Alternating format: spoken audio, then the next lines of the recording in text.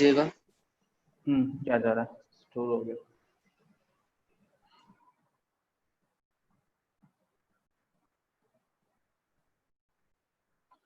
Yeah. So give the heading isomerism. So isomerism का हम लोग ऑलरेडी पढ़ चुके हैं, पर्टिकुलरली आपका स्ट्रक्चरल आइसोमेरिज्म के बारे में पढ़ चुके हैं। ठीक है, स्ट्रक्चरल आइसोमेरिज्म में क्या क्या पढ़े हम लोग बताइए? कितने प्रकार के पढ़े हैं? Linkage four types. Yes, Four क्या types, क्या? sir. लिंकेज, कोऑर्डिनेशन, सॉल्वेट और Carbohydrate. आयनाइजेशन। Hydrate. यस, सो लिंकेज पढ़े थे, वो सब नहीं पढ़ेंगे, एक्स्ट्रा पढ़ेंगे। लिंकेज और coordination, Ionization. Coordination, hydrate, Ionization. Ionization, Solvate. Hydrate. Solvate, solvate और hydrate. Solvate or Hydrate. hydrate. So ये चार ऑलरेडी हम लोग पढ़ चुके हैं। सो एक्स्ट्रा क्या पढ़ेंगे देखिए, और दो हैं स्ट्रक्चरल में। एक को हम बोलते हैं पॉलीमराइजेशन आइसोमेरिज्म। फिफ्थ वाला है पॉलीमराइजेशन आइसोमेरिज्म। ठीक है, सो पॉलीमराइजेशन आइसोमेरिज्म होता क्या है? Very simple, as a name implies, polymer है ना, चैप्टर था पूरा हट ही गया, उड़ा दिया सीबीएसई। पॉलीमर करके जो है यहाँ पर दिख रहा है word, polymer means, poly means many, mer means unit. So many units का एक आइसोमेरिज्म यहाँ पर बन रहा है। सो मैनी यूनिट्स का आइसोमेरिज्म जनरली कैसे होता है? जनरली देखिए, हम लोग पॉलीमर्स को कैसे पढ़ते हैं? पॉलीमर मतलब क्या होता है, हमारा जितना आइडिया है, पॉलीमर मीन्स ऐसा है जो आपका सिंगल यूनिट होता है मोनोमर, उसी का बार बार रिपीट करने पर पॉलीमर बनता है। जैसे कि एग्जांपल, मोनोमर में हम लोग इथीन ले लिए, CH2 डबल बॉन्ड CH2, ये आपका इथीन इसको बोलते हैं। दो कार्बन है और इसमें डबल बॉन्ड भी है। सो इसको आप रिपीट करेंगे n टाइम्स, n टाइम्स अगर रिपीट करेंगे तो ये क्या हो जाएगा? पॉलीथीन। है ना? हाँ, सो हमने 11th क्लास में इसको पढ़ा था। तो n टाइम्स आप रिपीट करोगे, है ना, high temperature, pressure and catalyst का प्रेजेंस में, तो ये क्या हो जाएगा? ये बॉन्ड जो दिख रहा है डबल बॉन्ड, वो टूट के इधर से एक बॉन्ड बन जाएगा और इधर से एक बॉन्ड बन जाएगा, लंबा सा चेन बन जाएगा। तो लंबा सा चेन जो बनेगा, कैसे बनेगा? CH2 सिंगल बॉन्ड CH2 ऐसे करके बनता है, और यहाँ पर n टाइम्स हो जाएगा, क्योंकि आपने n टाइम्स लिया था, तो ये भी आपका क्या हो जाएगा? n times. तो बीच का जो डबल बॉन्ड है वो टूट के क्या हो गया? इधर से एक बॉन्ड एक्सटेंड हो गया और इधर से एक बॉन्ड एक्सटेंड हो गया, है ना? तो वैसे इसको जो आप देख रहे हो, this is actually called as polythene, polyethene actually, polyethene. क्योंकि पॉली क्यों बोला जा रहा है? क्योंकि n टाइम्स, मेनी टाइम्स आप इथीन को लिए हो, इसलिए इसका नाम हो गया पॉलीथीन। द पॉइंट इज, ये लॉजिक हम लोग यहाँ पर नहीं लगाते हैं, नाम के लिए पॉलीमर है, लेकिन थोड़ा सा डिफरेंस है इसमें, थोड़ा सा डिफरेंस है। तो क्या डिफरेंस मैं आपको एग्जांपल से समझा देता हूं। देखिए, सपोज हमारा एग्जांपल है PT NH3 whole twice Cl2, ऐसा हमारा कंपाउंड है, PT NH3 whole twice Cl2। अगर ऐसा कंपाउंड है तो इसका जो पॉलीमर बनेगा, इसका पॉलीमर कैसे हो सकता है? देखिए, इसका जो भी पॉलीमराइजेशन आइसोमर बनेगा, इसका जो भी पॉलीमर बनेगा, इसमें हमेशा याद रखिए आपका सेंट्रल मेटल एटम जो है, आयन जो है, चेंज नहीं होगा। सेंट्रल मेटल आयन जो है जैसा था वैसे रहेगा, प्लस पहला फैक्टर। दूसरा फैक्टर ये है, दूसरा पॉइंट ये है कि इसका जो लिगेंड्स आपको दिख रहे हैं NH3 और Cl, ये दो दो की जगह में इसका मल्टीपल नंबर्स आ जाएंगे, मेनी यूनिट्स आ जाएंगे, दो दो की जगह में मेनी यूनिट्स आ सकते हैं। पहला फैक्टर आपका सेंट्रल मेटल आयन चेंज नहीं होगा।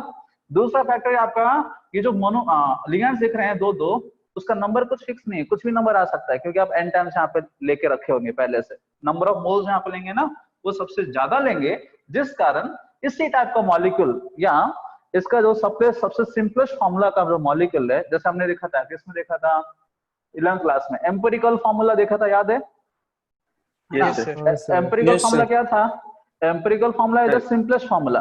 तो सिंपलेस्ट फॉर्मूला को लेके हम जो यहाँ पर निकालेंगे आइसोमर्स जो हैं, इसका रिपीटेड यूनिट्स रहेंगे, है ना? तो यहाँ पर देखिए PT NH3 whole bye Cl2 को वो कैसे करके लिख सकता है? It can write this as PT NH3 4 PtCl4।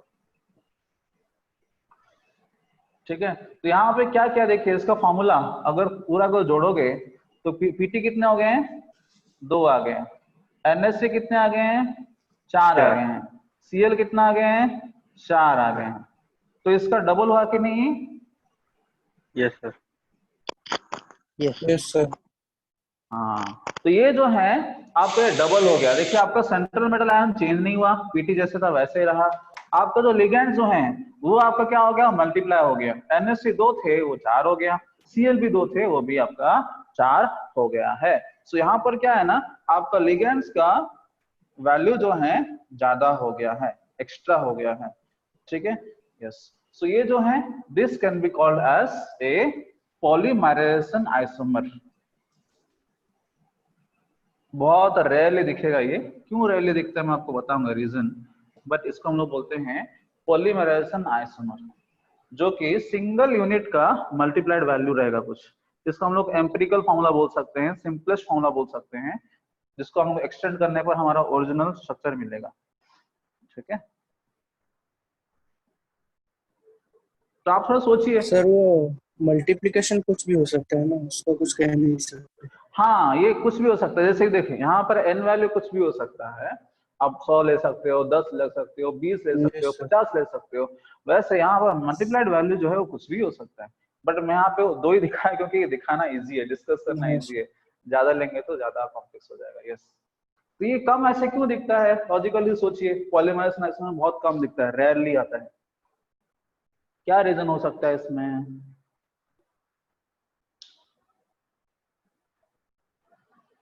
Stability ज्यादा है वो कंपाउंड्स का। स्टेबिलिटी ज्यादा है किसका? कंपाउंड्स का, कोऑर्डिनेशन कंपाउंड्स का। कौन सा कंपाउंड, इसका कि इसका? इनिशियल कंपाउंड का, PtNH3 2Cl2 का। अच्छा, ओके। सो बोल रहे हैं कि इसका स्टेबिलिटी ज्यादा है। देखो ये केस इनटू 2 टाइम्स करने पर ये आया, मतलब समझ जाइए कि यहाँ पर आपके पास ऐसे वाला फॉर्मूला 2 बार है, ऐसे वाला फॉर्मूला आपके पास 2 बार है।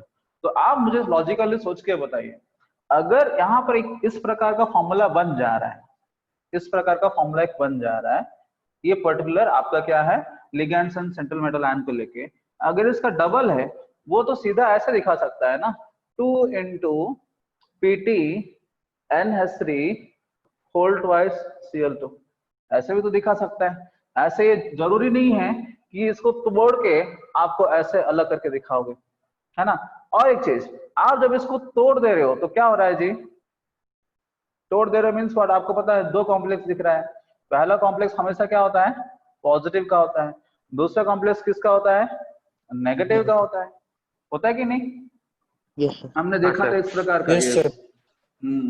सो यहाँ पर देखिए प्लस माइनस चार्ज जब आ गया कॉम्प्लेक्स के ऊपर, तो ऑब्वियसली इसके साथ कंपेयर करेंगे तो स्टेबिलिटी कम है ना इन दोनों का, है ना, क्योंकि यहाँ पर देखिए पूरा के पूरा न्यूट्रल है, बट यहाँ पे देखिए चार्जेस आ गए हैं, plus minus charges. So plus minus charges are totally avoidable, and जितना अवॉइड करेंगे तो उतना अच्छा है।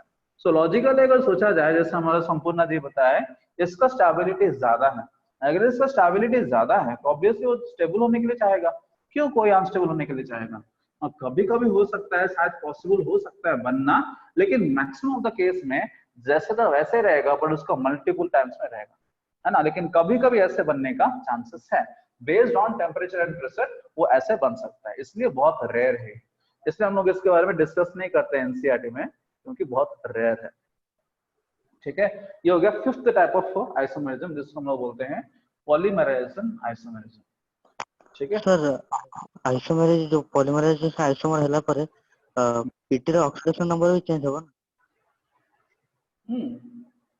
तो जदि तुम एटी प्लस माइनस करछ तो पीटी रो चेंज करा पड़े ना एठी, तो सेति पई हां व्हाटएवर स्टेबिलिटी तो एका कथा लानी कि यस प्लस माइनस आसुची माने आरो चेंज होती सेति पई तो प्लस माइनस आसुची, बुझी पालो? यस। सो प्लस माइनस आसुची माने ओवरऑल प्लस माइनस का गैस व्हाई, बिकॉज़ निजो central metal ion the charge change हेबा लागि ओवरऑल रो भी चेंज हे जाउची से हिसाब रे। Okay, so this is a cause and that is a effect.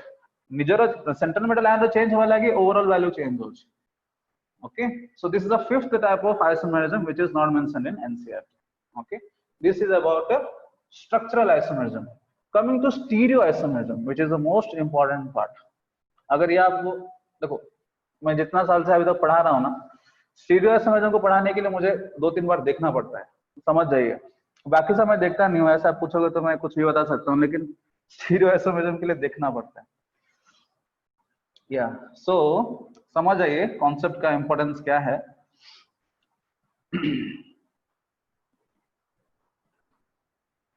पहले आपके एनसीईआरटी का पार्ट को कवर कर देते हैं, आपको इजी लगेगा, देन हम लोग एंट्रेंस का पार्ट में जाएंगे। चलो, सो गिव द हेडिंग स्टीरियोआइसोमेरिज्म। ये बिल्कुल पढ़े नहीं है हम लोग, ये हटा दिया है।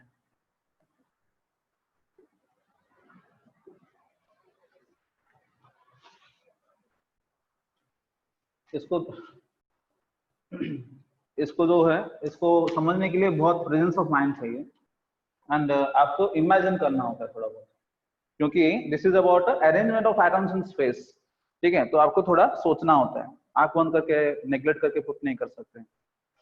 चलिए, तो सबसे पहला आपका एनसीईआरटी में क्या दिया है उसको देख लेते हैं, उसके बाद हम लोग एक्स्ट्रा पढ़ेंगे। First of all NCERT question भी अगर आ गया एंट्रेंस में तो एनसीईआरटी को पहले प्रेफर करता है वो। चलिए, सो स्टीरियोआइसोमेरिज्म में कितने प्रकार का आइसोमेरिज्म है? एक है ज्योमेट्रिकल, दूसरा है ऑप्टिकल। यस, सो एक हो गया ज्योमेट्रिकल और एक हो गया optical. So geometrical and optical isomerism को हम लोग स्टीरियोआइसोमेरिज्म क्यों बोलते हैं? व्हाई? बिकॉज आप जानते हो किसी भी कंपाउंड में उसका सेंट्रल मेटल आयन के चारों तरफ लिगैंड्स जब अरेंज करोगे ना, अरेंज करते करते आपको अलग अलग कॉन्फ़िगरेशन आ जाएंगे, अलग अलग डिजाइन आ जाएंगे। ये अरेंजमेंट करने के टाइम में जो अलग अलग डिजाइन आता है उसी को हम लोग बोलते हैं स्टीरियोआइसोमेरिज्म। अगर आप स्ट्रक्चर में देखते हैं, जैसे आप यहाँ पर देखिए लिस्ट है, लिंकेज मतलब लिंक का डिफरेंस है ना। कोऑर्डिनेशन मतलब नंबर ऑफ लिगेंड्स जो हैं आप उसको इंटरचेंज कर सकते हो, है ना। आयनेशन मतलब आपको पता है आयनेशन स्फीयर में उठा के कोऑर्डिनेशन स्फीयर, कोऑर्डिनेशन स्फीयर से उठा के आयनेशन स्फीयर इंटरचेंज कर सकते हो लिगेंड्स को।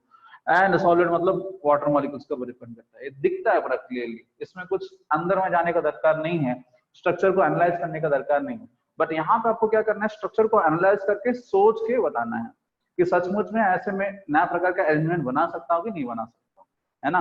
तो इसलिए थोड़ा सा कॉम्प्लेक्सिटी बढ़ाता है, बट इजी है, ज्यादा कुछ डिफिकल्ट नहीं है। चलिए, तो शुरू करते हैं ज्योमेट्रिकल एंड ऑप्टिकल। तो ज्योमेट्रिकल एंड ऑप्टिकल में आपको पहले से बेसिक आइडिया है, स्टिल मैं आपको फिर से याद दिला देता हूँ। ठीक है, हमने पढ़ा था ऑर्गेनिक केमिस्ट्री 11th क्लास में geometrical and optical two types of stereoisomerism, जहां पर आप जानते हो ज्योमेट्रिकल आइसोमेरिज्म जब बनता है तो कैसे होता है। ज्योमेट्रिकल आइसोमेरिज्म बनता है तो कैसे बनता है, आपको आइडिया है? लाइक एक एग्जांपल देता हूं, एक एग्जांपल इसके हिसाब से आपको समझाता हूं। एग्जांपल आप क्या क्या बना सकते हो ज्योमेट्रिकल के लिए? सपोज हम लोग, हाँ, और एक इंपॉर्टेंट चीज, हम लोग सबसे ज्यादा फोकस कर रहे हैं किसके ऊपर? Tetrahedral and octahedral complex. सब नहीं है हमारा सिलेबस में, एंट्रेंस का में भी, एडवांस में या एम्स में भी पूरा के पूरा नहीं है। सो टेट्राहेड्रल एंड ऑक्टाहेड्रल ज्यादा है। सो टेट्राहेड्रल में आपको पता है थोड़ा सा अगर डिवेट हो जाएगा तो ये भी किसके लिए दिखाता है? ये स्क्वायर प्लानर के लिए भी दिखाता है, क्योंकि थोड़ा बहुत डाइवर्सन है।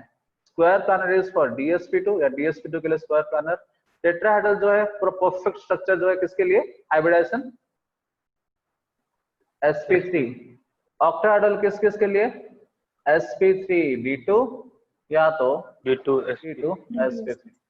यस, सो यहाँ पर देखिए, सपोज आप टेट्राहेड्रल का स्ट्रक्चर ले लिया आप लोग। किसका स्ट्रक्चर? टेट्राहेड्रल का स्ट्रक्चर। टेट्राहेड्रल का स्ट्रक्चर दिखता कैसे? सपोज ये आपका M है, यहाँ पर एक लिगैंड बैठा हुआ है, यहाँ पर एक लिगैंड बैठा है, यहाँ पे एक लिगैंड बैठा है, चौथा लिगैंड जो है आपका प्लेन का पीछे की तरफ रख लिया है L। ठीक है, आप इमेजिन कर सकते हो 4 लिगैंड जो हैं 4 अलग अलग दिशा में, इसलिए टेट्राहेड्रल। अगर आप फिजिकली देखना चाहोगे कैसे दिखेगा,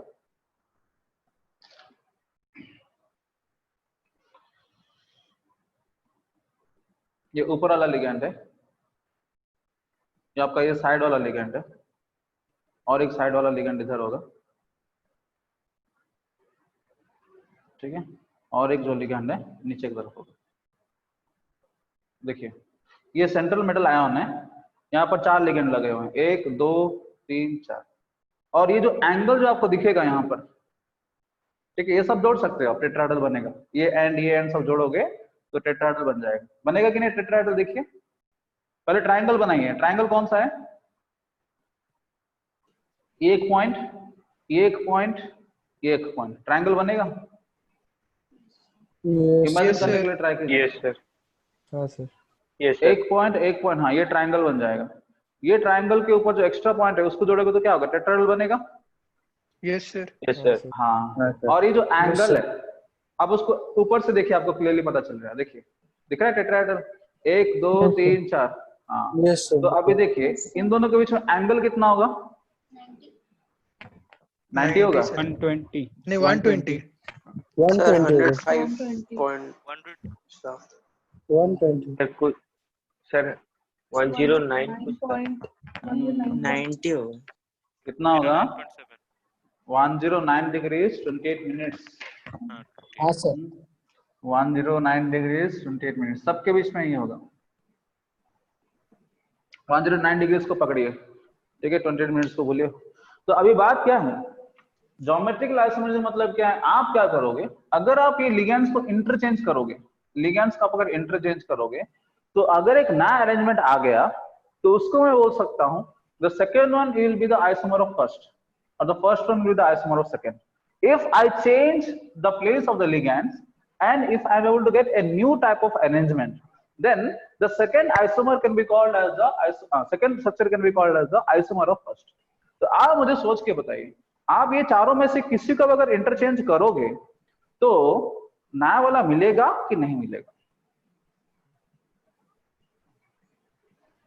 तो सब अगर सेम होगा तो नहीं।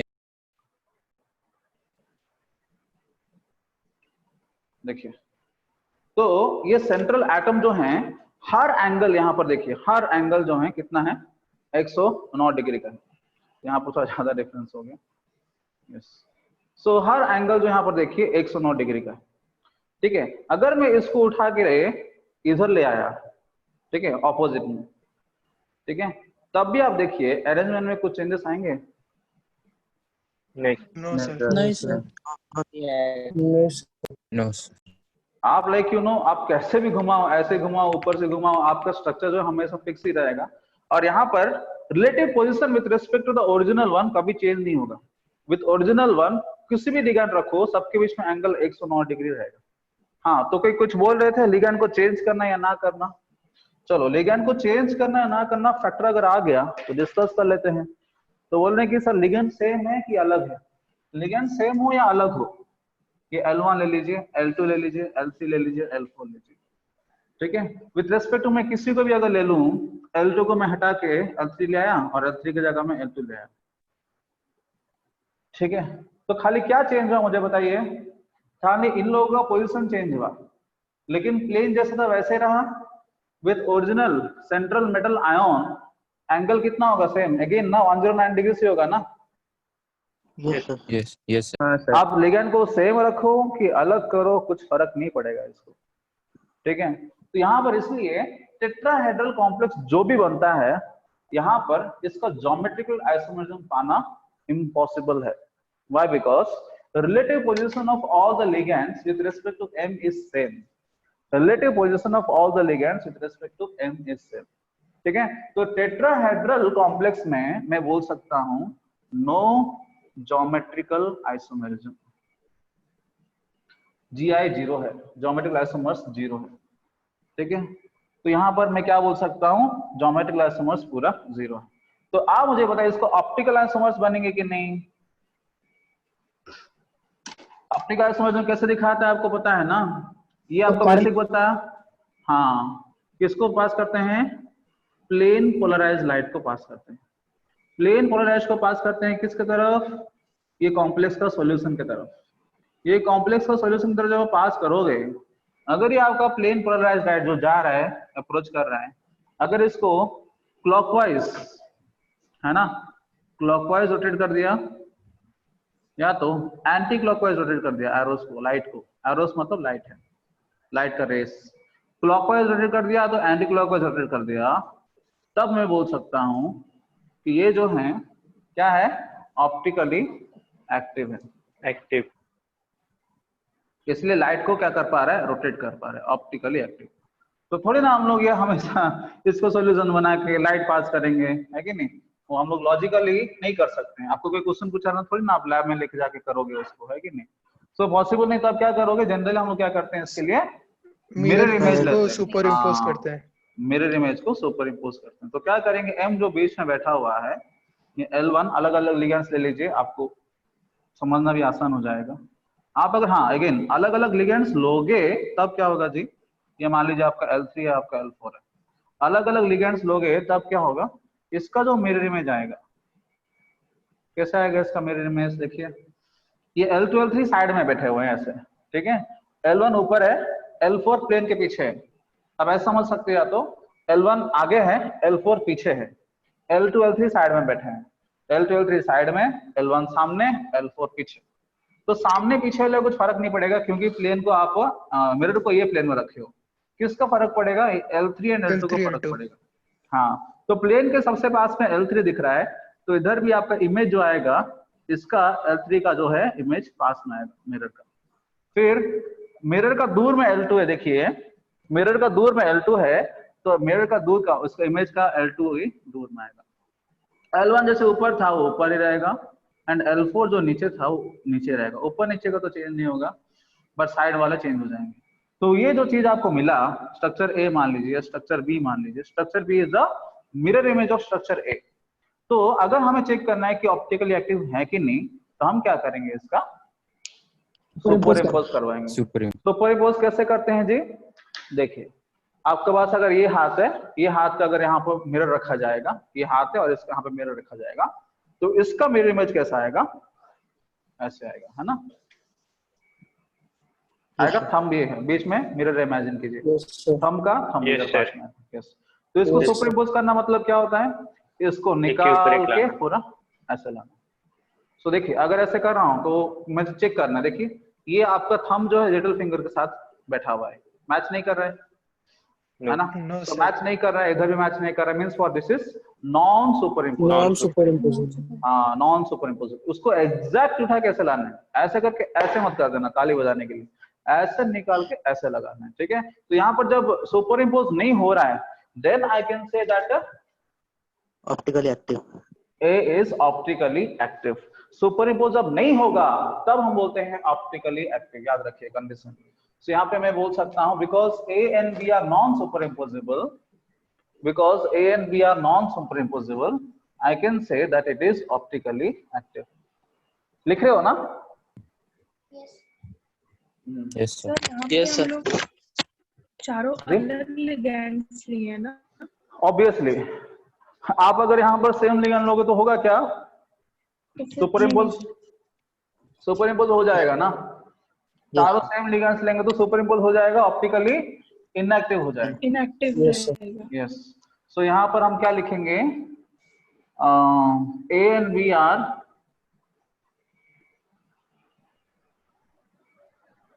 non superimposable, therefore A is optically, compound A is optically active.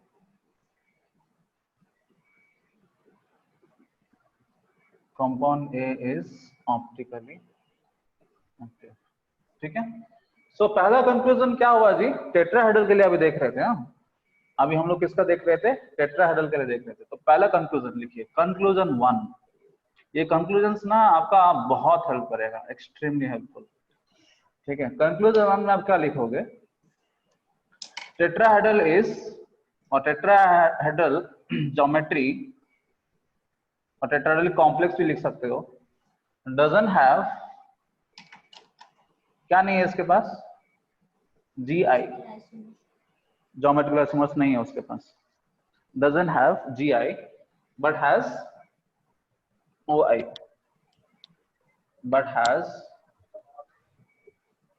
Sir हाँ सर वो तो लिखे है ना, A and B are non superimposable compound, A is optically active. therefore 3 dot दिख रहा है बड़ा हाँ करो। सर, वो compound B भी तो optically active होगा ना। भाई कंपाउंड ए का हम टेस्ट कर रहे हैं रे बाबा, बी उसका मिरर इमेज निकला, समझ रहे हो ना? कंपाउंड ए का टेस्ट कर रहे हैं, इसलिए उसके बारे में जिसका टेस्ट लिख रहे हो उसका रिजल्ट लिखोगे ना। हाँ हाँ, इसलिए मैं ऐसे लिखा। ठीक है, हाँ बी तो ऑब्वियसली ऑप्टिकल एक्टिव है, बट अगेन ए का मिरर इमेज निकला वो, सो हम ए का टेस्ट कर रहे हैं, इसलिए मैं ए के लिए लिखा हूँ result, compound A is optically active. हाँ, tetrahedral geometry doesn't have GI but has optical isomer on a condition. क्या कंडीशन है? सारा लिगेंड सेम है, opposite, all the ligands are different. Same होगा तो कैसे होगा रे बाबा? ऑप्टिकल आइसोमर्स आएंगे क्या? सेम हो जाएगा तो सुपर इम्पोज हो जाएगा। हाँ सर। सुपर इम्पोज हो जाएगा तो ऑप्टिकली नहीं होगा, इनएक्टिव होगा। हाँ,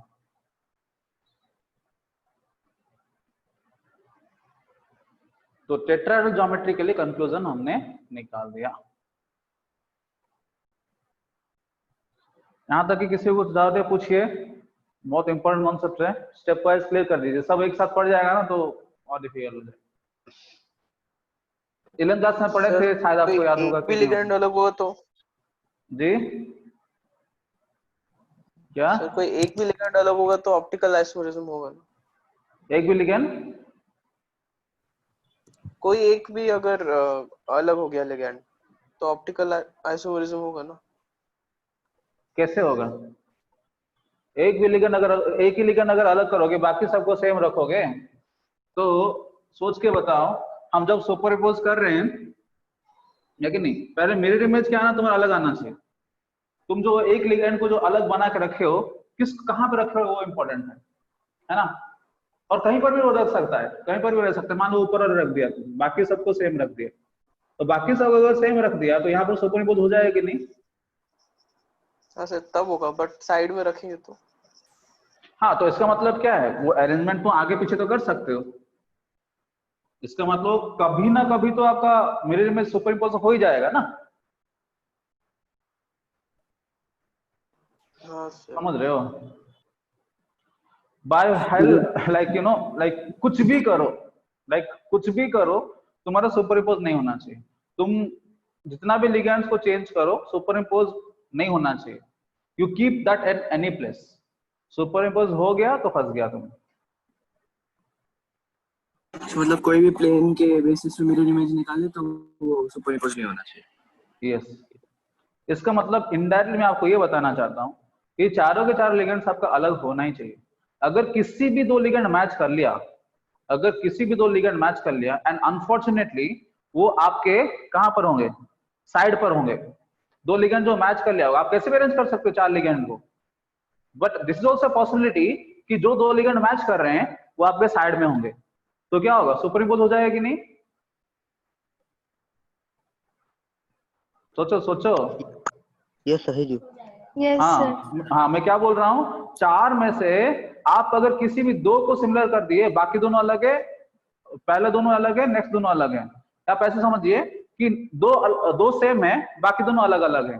ए ए बी सी लीजिए, ए ए बी सी, तो क्या होगा? अगर ये आपका ए ए साइड में आ गया, ए ए आपका साइड में रह गया, बी ऊपर है, सी नीचे है, तो इसको आप अगर मिरर इमेज लोगे तो इसका भी क्या होगा? ए ए आएगा ना साइड में। Yes sir, yes sir. हाँ, तो वो क्या सुपर इम्पोज कर लेगा कि नहीं उसके ऊपर? यस कर लेगा, तो फंस गए आप।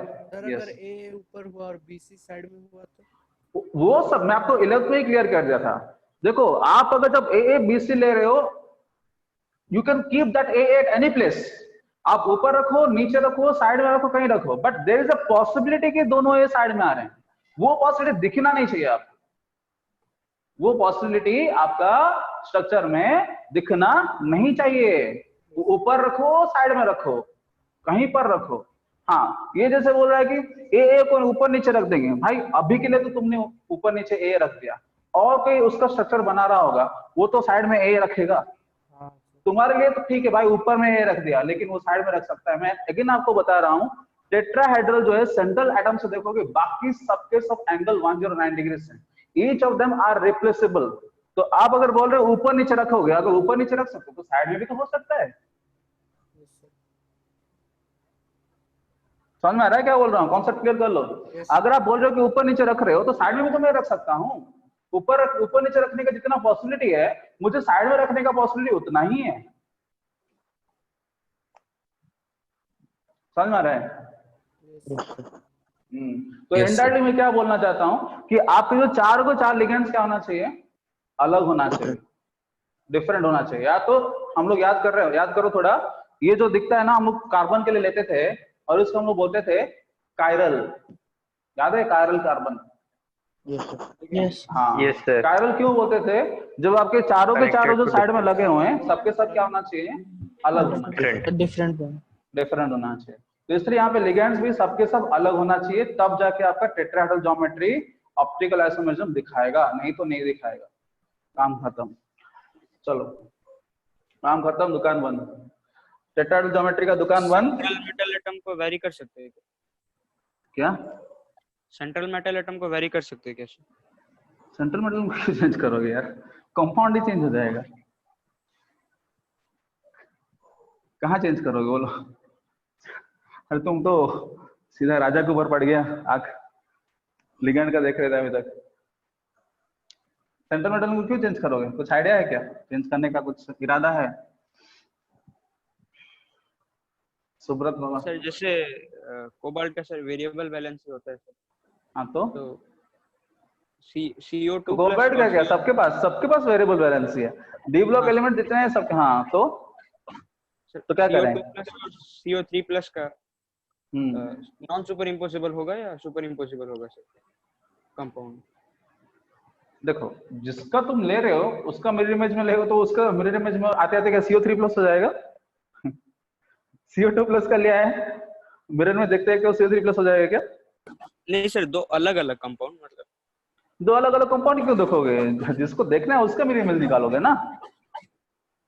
मतलब ऑप्टिकल एक्टिविटी सर, जैसे एक बार ऑप्टिकल CO2 एक्टिविटी। हाँ एक बार CO2 प्लस का मिरर इमेज सर और दूसरी बार CO3 प्लस का सर, तो एक्टिविटी वो लोग का सेम होगा या अलग होगा सर? अच्छा वो बोल रहे हो कंपैरिजन ना? अच्छा हाँ सर। तो हाँ समझ गया क्वेश्चन। तो CO2 प्लस का जो मिरर इमेज आएगा फिर CO3 प्लस का जो मिरर इमेज आएगा, उन लोग का जो एक्टिविटी वो पूछ रहे हो ना? हाँ सर। देखो समझ में आ गया क्वेश्चन। तो वो लॉजिक अगर हम लोग लगाएंगे, देखो एक्टिविटी मतलब क्या आपको पता है? ये आइसोमेरिज्म का कॉन्सेप्ट हम क्यों पढ़ रहे हैं? आइसोमेरिज्म का कॉन्सेप्ट हम लोग इसलिए पढ़ रहे हैं, व्हाई? बिकॉज आइसोमर्स का क्या होते हैं, डिफरेंट प्रॉपर्टीज होते हैं। तो प्रॉपर्टीज क्या होता है, डिफरेंट होने की वजह से हमें आइडिया आ जाएगा कि कौन सा आइसोमेरिज्म कैसे बिहेव करना चाहता है और उनका प्रॉपर्टीज क्या होगा, ये आइडिया आ जाएगा। इसलिए हम लोग आइसोमेरिज्म कॉन्सेप्ट पढ़ रहे हैं डिटेल में। हम लोग ये भी पढ़े थे सिस ट्रांस करके कंपेयर करते हैं जेट ज्योमेट्रिकल में, और इसमें क्या कंपेयर करते हैं, इसका जो आइसोमर्स बने थे कंपाउंड ए का जो ऑप्टिकल एक्टिव आइसोमर्स है, इनका नाम भी है ना, क्या क्या है? डी एंड एल आइसोमर्स है ना। डी को क्या बोलते हैं? डेक्स्ट्रोरोटेटरी बोलते हैं। हाँ एल को क्या बोलते हैं? लेवोरोटेटरी। या डेक्स्ट्रोरोटेटरी किसको बोलते हैं? हाँ क्लॉकवाइज रोटेट करने वाला। क्लॉकवाइज। यस। और इसको हम लोग एंटी क्लॉकवाइज के लिए लेते हैं। हाँ तो यहाँ पर देखिए, आपने जब आइसोमेरिज्म का कॉन्सेप्ट लिया, प्रॉपर्टीज अलग होते हैं इसलिए आइसोमेरिज्म का कॉन्सेप्ट लिया। तो हमारा जैसे वो सुब्रत का क्वेश्चन है, वो बोल रहे हैं कि CO2 प्लस एक लेंगे, उसका भी आप अलग अलग होगा 4 लिगेंड, और इसका जो मिरर इमेज आएगा जो भी है, अगर हम लोग कंपेयर करेंगे इसका optical activity and CO3 plus का optical activity, central metal ion में खाली चार्ज चेंज हो गया। तो देखिए ये दोनों में डिफरेंस क्या होगा, जब आपने चार्ज चेंज कर दिया, चार्ज जब चेंज कर दिया, अभी हमने डिस्कस किया था इसका, देखिए CO3 प्लस का जो बॉन्ड है ना, वो स्ट्रॉन्ग बॉन्ड स्ट्रेंथ जो है बढ़ जाएगा। जब यहाँ पे बॉन्ड स्ट्रेंथ बढ़ जाएगा, बॉन्ड स्ट्रेंथ बढ़ने की वजह से क्या होगा, आपको इतना पता है कि, देखिए आपको इतना पता है कि बॉन्ड स्ट्रेंथ बढ़ने पर इसका स्टेबिलिटी जो है ज्यादा हो जाता है। तो कंपेयर करेंगे, अभी जस्ट लिखे थे, इसका भी लिगेंड्स मान लीजिए L1 L2 L3 L4 है, उनके डाउट के हिसाब से इसका भी लिगेंड्स आपका L1 L2 L3 L4 है। तो यहाँ पर दोनों कंपेयर करेंगे तो CO3 प्लस का स्टेबिलिटी ज्यादा है।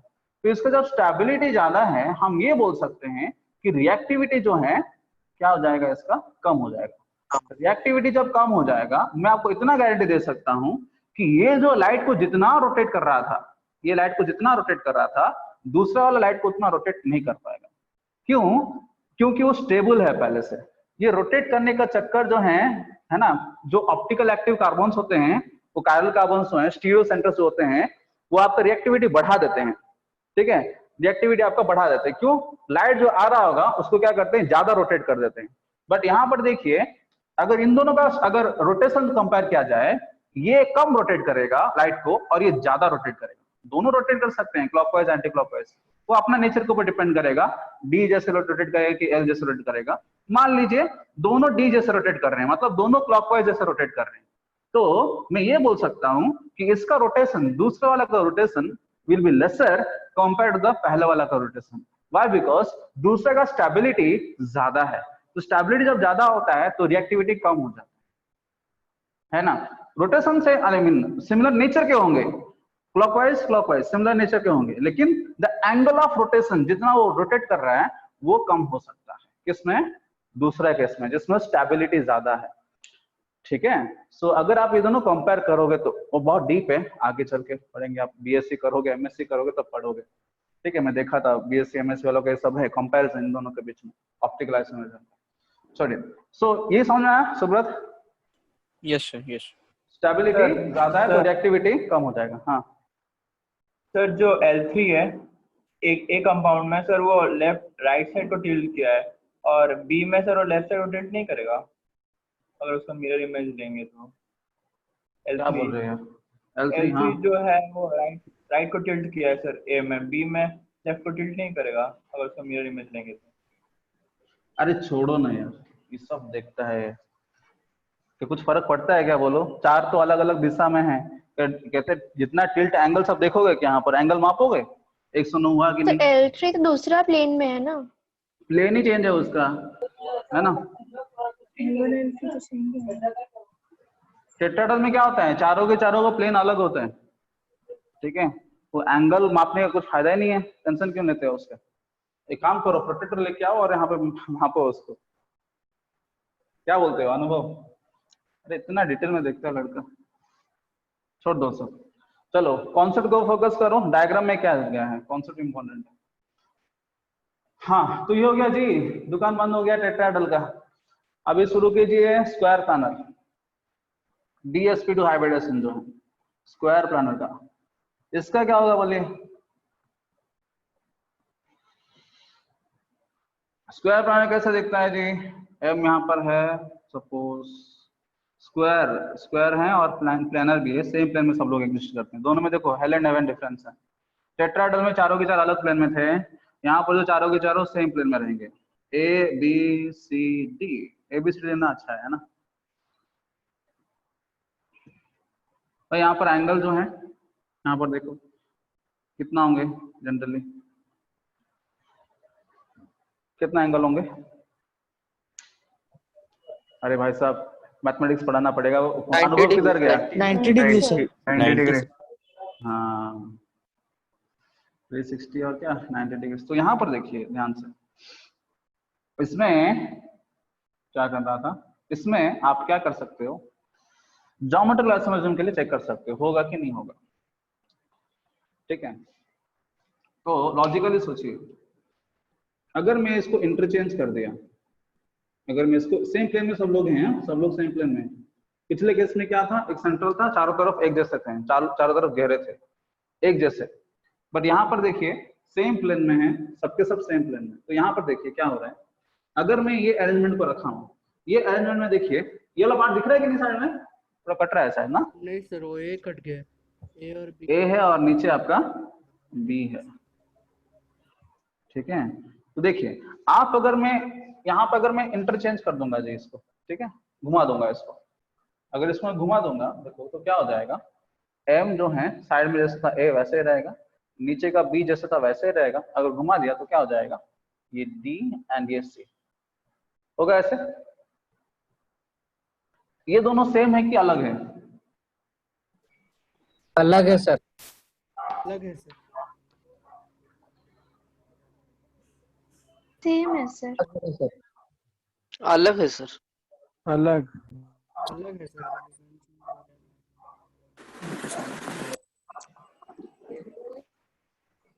सेम है क्या अलग है? अलग सर अलग है। अगर सेम बोल रहे हो लॉजिक क्या है, अगर अलग बोल रहे हो तो लॉजिक क्या है? सर अरेंजमेंट सेम है तो सेम। अरेंजमेंट सेम है, एक ऑपोजिट में। सर बस मतलब ओरिएंटेशन एंगल से। डिफरेंट है। ओरिएंटेशन ही तो मैं पूछ रहा हूँ, ओरिएंटेशन तो डिस्कस कर रहे हैं, आइसोमेरिज्म तो ओरिएंटेशन ही तो दिखा जाता है।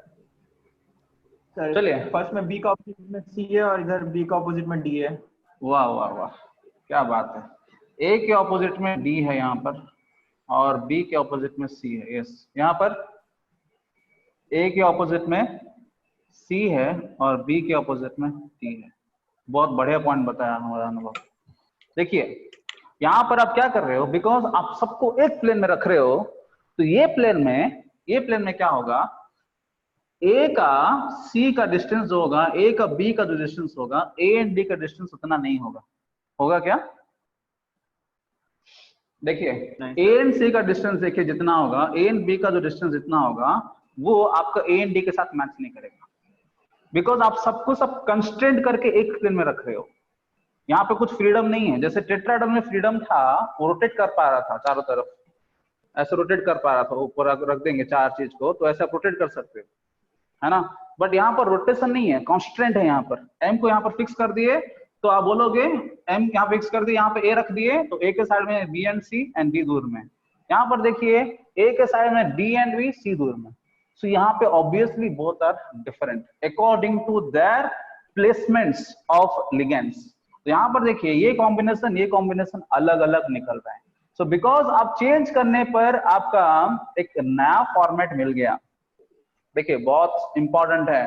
कुछ लोग यहाँ पर कंफ्यूज होते हैं, सर इसमें तो ज्यादा मुझे डिफरेंस नहीं दिख रहा है, यहाँ पर भी 90-90 एंगल है, यहाँ पर भी 90-90 एंगल है। ध्यान से देखिएगा, फिर आप कंपेयर कीजिएगा टेट्राहेड्रल के साथ। एक चीज बताइए जो टेट्राहेड्रल में है और इसमें नहीं है, अगर ये पता चल गया तो हमेशा आपका लाइफ में याद हो जाएगा, जिंदगी में पूरा याद रखोगे कि स्क्वायर प्लानर एंड टेट्राहेड्रल में क्या डिफरेंस है। देखो टेट्राहेड्रल में क्या था जो स्क्वायर प्लानर में नहीं है, वो पता करो। अलग प्लेन्स में प्रेजेंट। हाँ, तो अलग अलग प्लेन में जब प्रेजेंट होगा तो आप मुझे बताइए इसमें क्या कर सकते हो जिसके वजह से कांस्टेंट नहीं है इसमें। तो इसमें कांस्टेंट क्यों नहीं है बोलिए? अगर आप किसी को भी चेंज कर दिए, किसको चेंज कर देंगे? सपोज मान लीजिए ये लिगैंड को उठा दिए और उसको उठा के इसको ऑपोजिट में लेके आ गए, है ना। समझ आ रहे क्या कर रहा हूं? चलो मैं थोड़ा हाँ सर अच्छा से दिखाता हूं आपको, देख लीजिए, डाउट नहीं रहना चाहिए मन में। हाँ ठीक है, देखिए ये देखिए ये कौन है? ब्लू वाला है ना, ये ब्लू वाला। ब्लू के साइड में कौन है? दो ब्लैक। एक्चुअली मेरे पास 3 ब्लैक एक ब्लू है, ठीक है, मेरे पास 3 ब्लैक एक ब्लू है, देख लीजिए अच्छे से। तो अभी देखिए ये ब्लू के पास, सॉरी ब्लैक हो गया, ये ब्लू के पास साइड में कौन कौन है? 2 ब्लैक ना। यस सर, ब्लू का साइड में 2 ब्लैक। हाँ, अगर मैं इसको उठा के इधर ले आया जी और इसको इधर ले आया, ठीक है, अभी भी देखिए ब्लू का साइड में 2 ब्लैक रहे ना। Yes sir, yes sir. ध्यान से देखिए, समझ में आ रहा है? Yes sir. हाँ, इसमें अभी देख लीजिए ना, अगर पहला स्टेप समझ में आया तो यहाँ पर देख लीजिए, हो जाएगा। ये ब्लू के साइड में कौन थे? 2 ब्लैक थे। ये लोग चेंज नहीं हुए, लोग जैसे थे वैसे ही है, ठीक है। इसको मैं निकाल दिया और इसको ऑपोजिट में लेके आ गया, ब्लैक को उठाया ब्लू की जगह में ले आया और इसको लाके यहाँ पर रख दिया। अभी देखिए इसके साइड में कौन है? वो दोनों ही है ना। चेंज हुआ क्या कुछ? चेंज हुआ क्या कुछ? नहीं हुआ। बट इसमें चेंज हो रहा है कि नहीं? हाँ सर, हाँ दिख रहा है ना बाबा? ए के ऑपोजिट में डी है, बी के ऑपोजिट में सी है। यहाँ पर देखिए ए के ऑपोजिट में सी है, बी के ऑपोजिट में डी है। इंटरचेंज करने पर ना आ गया ना कॉन्फ़िगरेशन। इसमें आ रहा था क्या सर? ये ब्लू को साइड में ले आए तो साइड में क्यों ले आ रही है? साइड कहाँ पे लेके आओ बोलो? साइड मतलब कहाँ? ऑपोजिट ना लेके पास वाला जो क्या? मुझे मिला कि सर पास वाला लिगेंड में अगर डाल देंगे तो पास वाला लिगेंड से इंटरचेंज। देखो मैं यहाँ पे मैं आपको जो दिखाया, मैं इसको क्या किया, इन दोनों के बीच में इंटरचेंज किया, जो कि इसका ऑपोजिट में है। तो इसलिए मैं यहाँ पे क्या कर रहा हूँ, मैं ऑपोजिट को उठा के लेके आ रहा हूँ। दोनों में ऐसा नहीं कि देखो आप पहले ये मन में फिक्स करो कि आपका प्लेन जो है यहाँ पर चेंज नहीं हो रहा है, बट यहाँ पर आप प्लेन चेंज कर रहे हो। आप जब ये प्लेन चेंज कर रहे हो, आप हमेशा याद रखो प्लेन चेंज करने के टाइम में आपको जो पड़ोसी है ना, और कैसे चेंज कर रहे हो, यहाँ पर आप ऑपोजिट कर रहे हो। और पूरा ऑपोजिट मतलब सबसे एक्सट्रीम है। ऑपोजिट करने पर आपका क्या हो रहा है, आपका जो पड़ोसी है वो चेंज हो रहा है कि नहीं, वो आपको देखना है। तो यहाँ पर देखिए ये जो प्लेन का ये एक्सट्रीम पॉइंट में अगर इसको मैं चेंज कर दिया तो ये आपके ऑपोजिट हो जा रहे हैं। हाँ, तो ये अनुभव बोल रहा है, देखो बोल रहा है कि मुझे सर यहाँ पर हम ऐसे कर देंगे। क्या बोल रहा है भाई, साइड में लेके आएंगे? हाँ सर। इसको उठा के इधर लाओगे कहाँ पे, साइड में कुछ कहीं पर भी? हाँ सर। हाँ चलो। सो अगर मान लीजिए इसको मैं उठाया और इधर ले आया, ठीक है, तो आपने यहाँ पर क्या किया, देखो ब्लैक एंड ब्लू को इंटरचेंज किया। ब्लैक एंड ब्लू को जब आपने इंटरचेंज किया तो यहाँ पर देखिए लाइक यहाँ पर क्या होगा पता है, तो यहाँ पर कंपेयर करने के लिए प्रॉपर्ली कंपेयर कीजिए। ब्लू के साइड में आपका ये जो ब्लैक रहा, ब्लू के साइड में ये जो ब्लैक रहा, ये ब्लू जो पहले से यहाँ पर था इसके साइड में आपका ये ब्लैक था। या तो इनडायरेक्टली आप ऐसे समझिए, मैं जब इसको इंटरचेंज कर दिया, इन दोनों का पोजीशन जो है, इन दोनों का पोजीशन जिसको मैं इंटरचेंज किया हूं, मैं जब इसको इंटरचेंज करता हूं तो आप मुझे बताइए इसको ऑपोजिट वाले उसके हिसाब से इंटरचेंज होते कि नहीं? समझ में आ रहा है कुछ? नहीं। देखो कार्बन को याद दिलाओ ना, सब याद हो जाएगा। कार्बन का याद करो, हमने ऐसे कुछ स्ट्रक्चर देखा था, याद है आपको?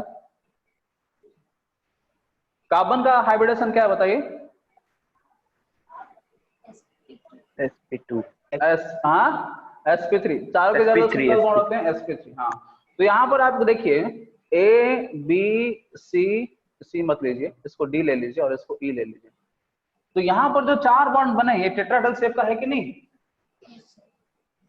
है ना? हाँ सर। हाँ सर, मानते हो है? हाँ, अभी देखिए जब B के ऑपोजिट में A लगा हुआ है यहाँ पर, ये देखिए जो बॉन्ड बना हुआ है ना यहाँ पर, B के ऑपोजिट में जब A लेके आओ, आप याद करो जब ये टेट्राहेड्रल स्ट्रक्चर में आप यहाँ पे B से D को रिप्लेस करोगे, automatically E and A replace होते थे कि नहीं?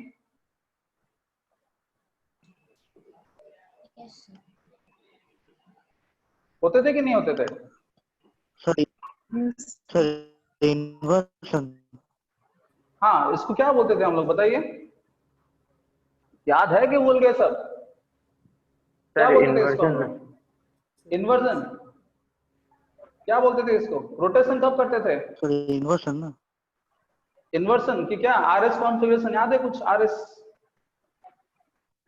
भगवान,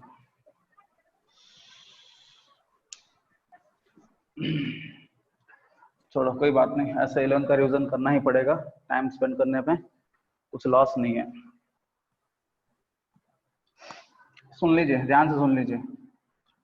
टेट्राहेड्रल में टेट्राहेड्रल स्ट्रक्चर कैसे होता है, जब आपका पूरा ये शेप ऐसा होता है, आप इसमें जब चेंज करते हो, देखो ध्यान से सुनो सब लोग जो बोल गए हैं 11 क्लास में पढ़े थे, आप जब इसको चेंज करते हो तो इसको ऑपोजिट वाले ऑटोमेटिकली चेंज हो जाते हैं। क्यों चेंज हो जाते हैं बताइए? बी के साइड में डी था, बी के ऑपोजिट में ए था, डी के ऑपोजिट में ई था, तो आप जब इसको बी के जगह में डी लेके आ रहे हो तो क्या होगा, ए जो है ए के साइड में चले जाएगा, जगह में चले जाएगा। कैसे हो जाएगा? बी जो है नीचे आ जाएगा, ए ऊपर चले जाएगा, और यहाँ पर देखिए डी साइड में आ जाएगा, इसके साइड में ई आ जाएगा। ऐसे क्यों होता था बताइए? ये ऐसे होता था कि नहीं, पहले बताओ।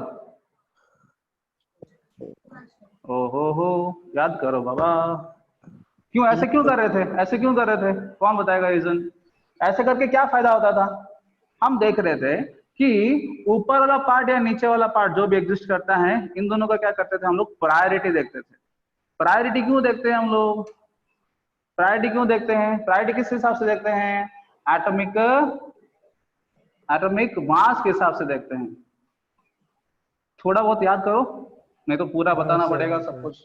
हाँ, एटॉमिक मास सबसे ज्यादा जो होता था उसका क्या होता था? प्रायोरिटी 1 होता था। तो ये चारों में से अगर मान लीजिए बी का प्रायोरिटी सबसे लास्ट है, ये 4 होता था, और हम लोग मान लीजिए सब नंबर दे दिया, कुछ भी नंबर 1 2 3 4। हम ऐसे करने पर क्या करते थे? ये देखते थे कि 1 2 3, देखिए 4 ऐसा है क्लॉकवाइज डायरेक्शन में, तो हम लोग क्या करते थे? ये हम लोग आर बोलते थे इसको, याद है? आर बोलते थे इसको। आर क्यों बोलते थे? क्योंकि ये क्लॉकवाइज रोटेट कर रहे हैं। यही लॉजिक में आपका अगर सुन लीजिए जो जो बोल गए हैं, ये 1 है, ये आपका 2 है, और मान लीजिए 4 नीचे है और 3 ऊपर है, ठीक है। सो 1 2 3 4, देखिए 1 2 के बाद 3 ऊपर जाएंगे, 4 को नेगलेक्ट कर दीजिए, 4 को नेगलेक्ट कर देते हैं, 1 के बाद 2 में जाता है सीधा। सो 4 तो हमेशा नीचे रहता है, उसको नेगलेक्ट कर देते हैं। सो 1 2 3, देखिए ये क्या हो गया आपका? उल्टा हो गया। इसको हम लोग क्या बोलते हैं? S configuration. ये कब होता है जी? ये कब होता है? जब आप ये दोनों को इंटरचेंज कर रहे हो। ऐसे क्यों इंटरचेंज कर रहे हो? क्योंकि आप चेक करना चाहते हो कि बोथ आर आइडेंटिकल और नॉट। आइडेंटिकल मॉलिक्यूल्स पता करने के लिए क्या कंडीशन था? अगर पहले वाला आर होगा तो दूसरा वाला भी आपका आर होना चाहिए। पहले वाला अगर आपका एस होगा तो दूसरा वाला भी आपका एस होना चाहिए। अगर ये दोनों मैच करेंगे तो उसको हम लोग आइडेंटिकल बोलते हैं। कुछ याद आ रहा है? नहीं, हाँ नहीं याद आ रहा है, ठीक है। सुनो मैं फिर दूसरे तरीका से समझाता हूँ आपको। अरे 11th क्लास का बोर्ड के लिए, एग्जाम के लिए तो पढ़े होंगे ना आप लोग सब, थोड़ा तो याद आना चाहिए। आइडेंटिकल, ये आरएस क्या था बताओ, इतना तो बता दो, आरएस क्या था?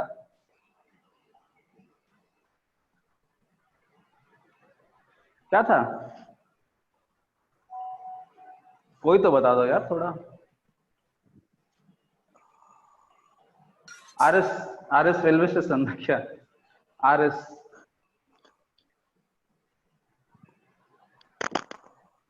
सर एनएन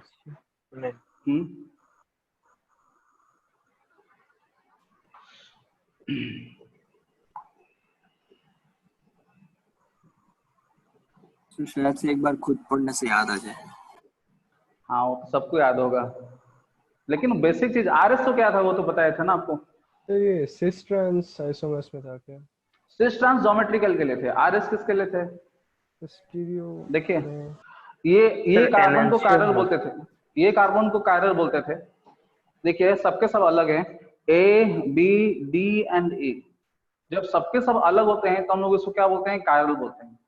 तो ये कायरल कार्बन जो है ऑप्टिकल एक्टिविटी दिखाता है। ऑप्टिकल एक्टिविटी हम लोग क्या चेक करते हैं? आइडेंटिकलनेस चेक करते हैं। वो आइडेंटिकलनेस चेक करने के लिए आरएस कॉन्फ़िगरेशन निकालते हैं, ठीक है। चलो बहुत क्लास में प्रैक्टिस किए थे आप लोग, भूल गए होंगे, हिमांशु पांडे से भी किए थे, छोड़ो। तो यहाँ पर देखिए कायरल कार्बन में इतना सब डिस्कशन क्यों आ रहा है? यहाँ पर चेंज करने की वजह से। क्या चेंज कर रहे हो आप लोग? देखिए आप लोग पोजीशन चेंज कर रहे हो। जब आप पोजीशन चेंज कर रहे हो, आप किसी दो चीज को ऑपोजिट करने में टेंशन नहीं है। पहला केस में जैसे मैं बोला था कि उसको उठा के, ब्लू को उठा के मैं ब्लैक में ले आया और ब्लैक को उठा के ब्लू में लेके आया, पहला केस में आपको बताया था। तो पहला केस में ऐसे करने पर मुझे ज्यादा फर्क नहीं पड़ेगा बाबा, मुझे कुछ फर्क ही नहीं पड़ेगा। क्यों फर्क नहीं पड़ेगा? बिकॉज इतना मैं खाली क्या हूँ, ये प्लेन जैसे था वैसे ही है। आपको पता है बीच में कार्बन है, ये 4 ऐसे 2 प्लेन है, मान लीजिए सीधा है सब, मान लीजिए सीधा है ऐसा। मैं क्या कर दिया, ये बीच वाला कार्बन को पकड़ के रोटेट कर दिया ऐसे, बीच वाला कार्बन को पकड़ के मैं रोटेट कर दिया, ऐसे रोटेट कर दिया कि ब्लू वाला जो आपकी तरफ है वो मेरे पास आ गया ऐसे।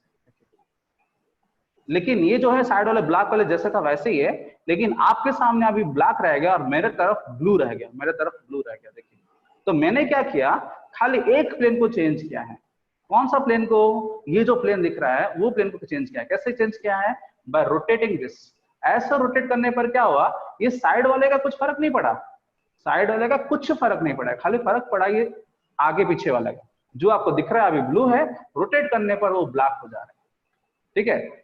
इसमें कुछ फर्क नहीं पड़ेगा। फर्क कब पड़ेगा बताइए? आप जब इसको उठा के इधर लेके आ जाओगे, जैसे हमारा अनुभव ने बोला है।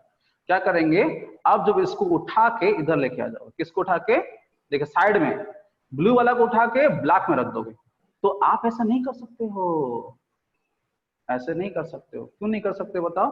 क्योंकि यहाँ पर देखिए ब्लू का बॉन्ड हुआ है इस ब्लैक के साथ, ब्लू का बॉन्ड हुआ है इस तरफ, इसका ऑपोजिट में आपका ये ब्लैक है। तो आप अगर इसको ऐसे चेंज कर दोगे तो ब्लैक के ऑपोजिट में ब्लैक आ जाएगा, जो कि लॉजिकली पॉसिबल नहीं है टेट्राहेड्रल स्ट्रक्चर के लिए। आपको अगर ये दोनों को इंटरचेंज करना है तो आपको उस मूवमेंट में क्या करना है, इन दोनों को भी इंटरचेंज कर देना है, बिकॉज वो दोनों एग्जैक्टली एक दूसरे का ऑपोजिट में लगे हुए हैं। ठीक है, ये आपका उस लॉजिक के हिसाब से मैं आपको बता रहा था। आप अगर ये दोनों को इंटरचेंज कर रहे हो तो ये दोनों को भी इंटरचेंज करना ही पड़ेगा, है ना। तो आप उसके हिसाब से सोच के बताइए, जो हमारा अनुभव ने बताया। छोड़ो ये सब छोड़ो, ठीक है। आपको, मुझे तो पता चल गया, आपको याद नहीं है, तो मुझे बहुत टाइम स्पेंड करना है इसका मतलब। चलो यहाँ पर देखो, इसमें मैं ज्यादा स्पीड नहीं जा रहा हूँ, समझ जाओ। अगर मैं ब्लू वाला को हटा के ब्लैक ले आया और ब्लैक की जगह में ब्लू ले आया, ठीक है, तो ये दोनों क्या होंगे जी, ऐसे रह जाएंगे ये लोग। देखो रख सकते हो, रखने में कुछ बड़ा बात नहीं है, बट प्रॉब्लम कहाँ पे होगा बताओ? आपका अरेंजमेंट में प्रॉब्लम होगा। आप इसका ऑपोजिट में जिसका रखे थे वो नहीं होके दूसरा हो गया, मीन्स व्हाट? आप किस हिसाब से प्लेन को चेंज किए हो, किस हिसाब से बोलो। अगर मान लो मैं यहाँ पर देखो स्क्वायर प्लानर कॉम्प्लेक्स में आपको दिखा रहा हूँ, कैसे दिखा रहा हूँ? यहाँ पर ए था, यहाँ पर बी था, यहाँ पर सी था और यहाँ पर डी था। आपने यहाँ पे क्या करा, डी को उठा के सी में लेके आया, तो यहाँ पर आप क्या कर रहे हो, इसको चेंज कर रहे हो, है ना, लॉजिकल इसको चेंज कर रहे हो। आप मुझे बताओ यहाँ पर इसको रोटेट कैसे करोगे? रोटेट करना पॉसिबल है कि नहीं है? नहीं है सर। रोटेट करना पॉसिबल है कि नहीं, सोच के बताओ। हाँ नहीं है सर। नहीं है, नहीं है, यस यस नहीं है, इसलिए हम लोग क्या करते हैं, यहाँ पर रोटेट नहीं करते हैं। जैसे कि एग्जांपल, और थोड़ा डीप में जा रहा हूँ, सब लोग सुन लो बाबा, जो 11th क्लास में सब भूल गए हो ना, सब याद करो अभी, ठीक है, और मतलब छोड़ना नहीं किसी को। देखो C double bond C, cis trans, जहां पर ज्योमेट्रिक आइसोमर दिख रहा था, हम ज्योमेट्रिक आइसोमर कंपेयर कर रहे हैं स्क्वायर प्लानर का, तो हम जब देखे थे ऐसे सी सी आपका ये ए और मान लीजिए आपका ये बी एंड बी, तो यहाँ पर मैं इसको रोटेट कर पाऊंगा कि नहीं कर पाऊंगा? देखो सब कार्बन के साथ कंपेयर करो, क्योंकि हम कार्बन का ही सब कुछ पढ़े हैं। यहाँ पर मैं कार्बन के साथ ही कंपेयर कर रहा हूँ, यहाँ पर मैं कार्बन के साथ ही कंपेयर कर रहा हूँ, क्योंकि कार्बन के पढ़ा है इसलिए हम लोग कार्बन का आइडिया आएगा। चलो यहाँ पे मैं चेंज कर सकता भी नहीं कर सकता?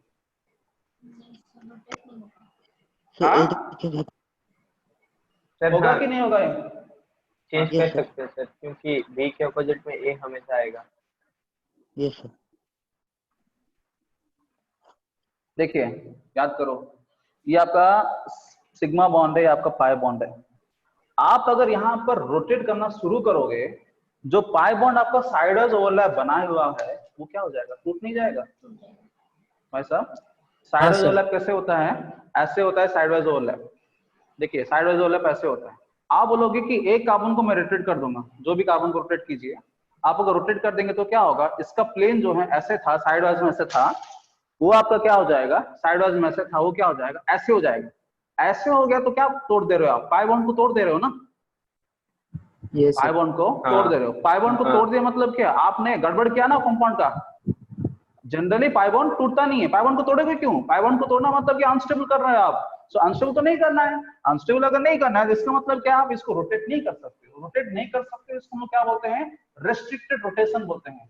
रेस्ट्रिक्टेड रोटेशन की वजह से कौन बनता है, ज्योमेट्रिक आइसोमर्स बनता है। अगर आपको डाउट लग रहा है, 11th क्लास का नोट खोलो सामने बैठो, ठीक है, और उसमें देखो ज्योमेट्रिक आइसोमर्स कहाँ बनता है, ड्यू टू रेस्ट्रिक्टेड रोटेशन बनता है। ये याद है? हाँ सर, ये याद है सर। ये याद है, चलो भाई भगवान याद हो गया कैसे भी। चलो, तो रेस्ट्रिक्टेड रोटेशन की वजह से क्या बनता है, पाई बॉन्ड। और थोड़ा पीछे जाओ क्या, और थोड़ा पीछे जाएंगे, जहां पर रोटेट हो जाता है ना, जहां पर हम लोग रोटेट कर सकते हैं ना, उसको हम लोग क्या बोलते हैं, क्या बोलते हैं, कॉन्फॉर्मर्स बोलते हैं। कॉन्फॉर्मर्स याद है ना, वो आपका गॉच, स्क्यू। हाँ सर, हाँ सर, याद आ रहा है कुछ? हाँ, स्टैगर्ड, एक्लिप्स। हाँ सर। हाँ सर। हाँ हाँ चलो भाई बहुत अच्छा। तो स्टैगर्ड एक्टिव वहां पे क्या कर रहे थे आप? वहां पे आप क्या कर रहे थे? रोटेट कर पा रहे थे? कर पा रहे थे नहीं कुछ एंगल में? यस एंगल में रोटेट कर पा रहे, बट यहाँ पर सर। आप रोटेट नहीं कर पाओगे। यहाँ पे आप रोटेट नहीं कर पाओगे। जहां पर रोटेट नहीं कर पाओगे वहीं ज्योमेट्रिक आइसोमेरिज्म बनेगा, वहीं आपका ज्योमेट्रिक आइसोमेरिज्म बनेगा। तो यहाँ पर देखिए इस केस में आपको बोल रहा हूं, इस केस में मैं रोटेट नहीं कर सकता हूं, अगर मैं इसको रोटेट कर दिया ना, ध्यान से सुनिएगा, मैं चेंज करने के बाद, इसको चेंज करने के बाद जो मेरा आएगा, पुराना एंड नया में ज्यादा डिफरेंस नहीं है जी। आप बोलेंगे सर रोटेट करने पर तो आ गया ना, ये नया कंपाउंड कैसे बन जाएगा? नया कंपाउंड तो नहीं बनेगा क्योंकि रोटेट करने पर नया वाला आ गया, आई मीन पुराना वाला ही है कि नहीं? ए एंड आपका ये बी एंड आपका मान लीजिए डी एंड आपका सी। आप बोलोगे सर इसको मैं रोटेट कर दिया और इसको रोटेट कर दिया तो मेरा ऐसे बन गया। अरे भाई अगर आप इसको रोटेट कर दिए हो तो ये नया कंपाउंड कैसे बना? आप बोलोगे कि सर ये ए एंड बी को मैं फिक्स कर दिया और सी एंड डी को रोटेट कर दिया। लॉजिकली कभी भी एक साइड को कांस्टेंट रख के दूसरा साइड को रोटेट नहीं कर पाओगे। आप इसको रोटेट कर रहे हो मींस व्हाट? ये दोनों भी ऑटोमेटिकली ऑपोजिट में चेंज हो जाएंगे, होंगे कि नहीं? यस हाँ। तो यहाँ पर मैं जब बोल रहा हूं कि इसके ऑपोजिट में ए के ऑपोजिट में डी है और बी के ऑपोजिट में सी है, अगर मैं जब बोल रहा हूं, ठीक है, यहाँ पर मैं जब रोटेट नहीं किया, बिना रोटेट करके जो नया कॉन्फ़िगरेशन मुझे दिख रहा है, मैं बोल सकता हूं this is a new type of configuration which cannot be attained by rotation of this. I cannot rotate first of all, है ना? फिर रोटेट नहीं करने पर भी एक नया कॉन्फ़िगरेशन बन रहा है जहां पर ए के ऑपोजिट में सी है और बी के ऑपोजिट में डी है। सो बिना रोटेट करते हुए एक टाइप ऑफ नया अरेंजमेंट है, इसलिए मैं इसको क्या बोलूंगा? ज्योमेट्रिकल आइसोमेरिज्म बोलूंगा। Why? Because रोटेट तो नहीं कर रहा हूं, still there is a new possibility of arrangement of atoms without rotating. Without rotating, I'm getting a new possibility. अगर रोटेट करने पर नया आ गया तो उन दोनों को हम लोग ज्योमेट्रिकल आइसोमर नहीं बोलेंगे। First of all geometrical isomerism means what? Restricted rotation. उसका डेफिनेशन ही है कि रिस्ट्रिक्टेड रोटेशन। तो यहाँ पर मैं रोटेट नहीं कर सकता। तो पॉइंट इज, अभी ये जैसा हमारा अनुभव का बात आया था, है ना, वहीं से सब शुरू हुआ था। देखो उसको क्लियर करो। अनुभव बोल रहा है कि सर ये साइड वालों को उठा के मैं चेंज कर दूंगा ऐसे। भाई तू साइड वालों को चेंज कर दिया मींस व्हाट? तुम्हारा ऑपोजिट वाले ऑटोमेटिकली चेंज हो जाएंगे, है ना? ऑटोमेटिकली चेंज हो जाएंगे। क्यों चेंज हो जाएंगे? क्योंकि ये दोनों का आप चेंज ही नहीं कर सकते हो, है ना? आप ये दोनों को चेंज नहीं कर सकते हो तो आपका नया आइसोमर कैसे बनेगा? सिंपल सा लॉजिक है। तो आइसोमर बनाने के लिए हमेशा याद रखिए, बिना चेंज करते हुए, बिना रोटेट करते हुए आपका नया क्या बन जाना चाहिए? नया क्या बन जाना चाहिए? स्ट्रक्चर बन जाना चाहिए। ठीक है, तो ये दोनों देखिए, ये आपका क्या है? ये दोनों आपका क्या है? Geometrical isomers. ठीक है, हाँ ठीक है। तो अभी देखिए, मुझे हमेशा आप लोग इतना तो बोलो कि ज्योमेट्रिकल आइसोमरिज्म मतलब रेस्ट्रिक्टेड रोटेशन, जहां पर हम रोटेट नहीं करके भी आप नया एलिमेंट को लाके रख सकते हो। और कुछ कर सकते हो क्या इन दोनों का? और कुछ नया वाला ला सकते हो बिना रोटेट करते हुए? बीसी को इंटरचेंज कर देंगे जी, बीसी को बीसी या एट को सर इंटरचेंज। हाँ, तो आपको सबसे अच्छा क्या करना है बताइए? लॉजिक आपको बताता हूँ। एक को कांस्टेंट रख लीजिए, एक को कांस्टेंट रख लीजिए, बाकी को चेंज कीजिए। तो यहाँ पर भी बी है, यहाँ पर भी बी है, ठीक है? तो बी को हटाइए, इसका जगह चेंज कीजिए। ए के पड़ोस वाला जो था, आप इसको क्या कर सकते हो? यहाँ पर सी रख सकते हो, ठीक है? अगर आपने सी रख दिया तो यहाँ पर कौन बचेगा? यहाँ पे बी रख सकते हो और यहाँ पर डी रख सकते हो। यहाँ पे कुछ रोटेशन नहीं किए, खाली हमने पॉसिबिलिटी देखा। रोटेशन नहीं किए बट हमने यहाँ पर पॉसिबिलिटी देखा। हाँ, बोलने के टाइम में बोलते हैं अगर मैं इस दोनों को इंटरचेंज कर दिया, इंटरचेंज कर दिया मतलब इंटरचेंज करना, रोटेट नहीं करना। रोटेशन में इंटरचेंज में बहुत अंतर है। चलिए, सो ए सी एंड बी डी, यहाँ पर देखिए क्या हो गया? ए के ऑपोजिट में डी एंड बी के ऑपोजिट में सी। ये तो हो गया ना हमारा ऑलरेडी? हो गया ना जी? तो ये नया वाला नहीं हुआ, ये वाला नया नहीं हुआ। तो आप क्या करोगे नया लाने के लिए? बेटर होगा आप क्या करोगे? बी जो ए के पड़ोस में था, बी को ऑपोजिट में रख देना। और सी को यहाँ पर क्या रखेंगे, डी में रख देना। तो क्या हो जाएगा बोलिए, ए बी सी डी। हुआ ना आइसोमर, बना ना आइसोमर? Yes sir. हाँ सर। तो ये हुआ बात, ठीक है। सो कभी भी याद रखिए, आप यहाँ पर कहीं पर भी रोटेट नहीं कर सकते हो। रोटेट करोगे, अगर ये लोग को रोटेट करोगे तो ये लोग भी रोटेट हो जाएंगे, अगर ये लोग को रोटेट करोगे तो ये लोग भी रोटेट हो जाएंगे। रोटेट कर रहे हो मतलब आप उसको ज्योमेट्रिक आइसोमर बोल ही नहीं सकते हो, काम खत्म, ठीक है। तो चलो, तो ये हो गया हमारा स्क्वायर प्लानर। स्क्वायर प्लानर का ज्योमेट्रिक आइसोमरिज्म दिख रहा है, पूरा क्लियरली दिख रहा है आपको, ठीक है। तो यहाँ पर जब पूरा क्लियरली दिख रहा है तो आप क्या बोल सकते हो, इसका ज्योमेट्रिक आइसोमरिज्म एग्जिस्ट करेगा, ठीक है। चलो और थोड़ा डिस्कस कर लेते हैं, इसका ऑप्टिकल आइसोमरिज्म एग्जिस्ट करेगा कि नहीं। चलो, सब क्या है ना, सब जुड़ा हुआ है भाई 11th क्लास के साथ, है कि नहीं। आपका 11th क्लास का नॉलेज के हिसाब से मैं अभी थोड़ा फास्ट हो सकता हूँ या स्लो हो सकता हूँ, आपका नॉलेज ही मुझे रेगुलेट करेगा अभी। चलो मुझे बताओ, प्लेनो सिमेट्री आपको याद है? हाँ सर। बहुत बढ़िया। प्लेन ऑफ सिमेट्री, अरे इनसाइड वाले सब पता चल रहा है कि नहीं? मैं आप लोग को तो नहीं पढ़ाया था, पता नहीं आप लोग पढ़े हो कि नहीं पढ़े हो।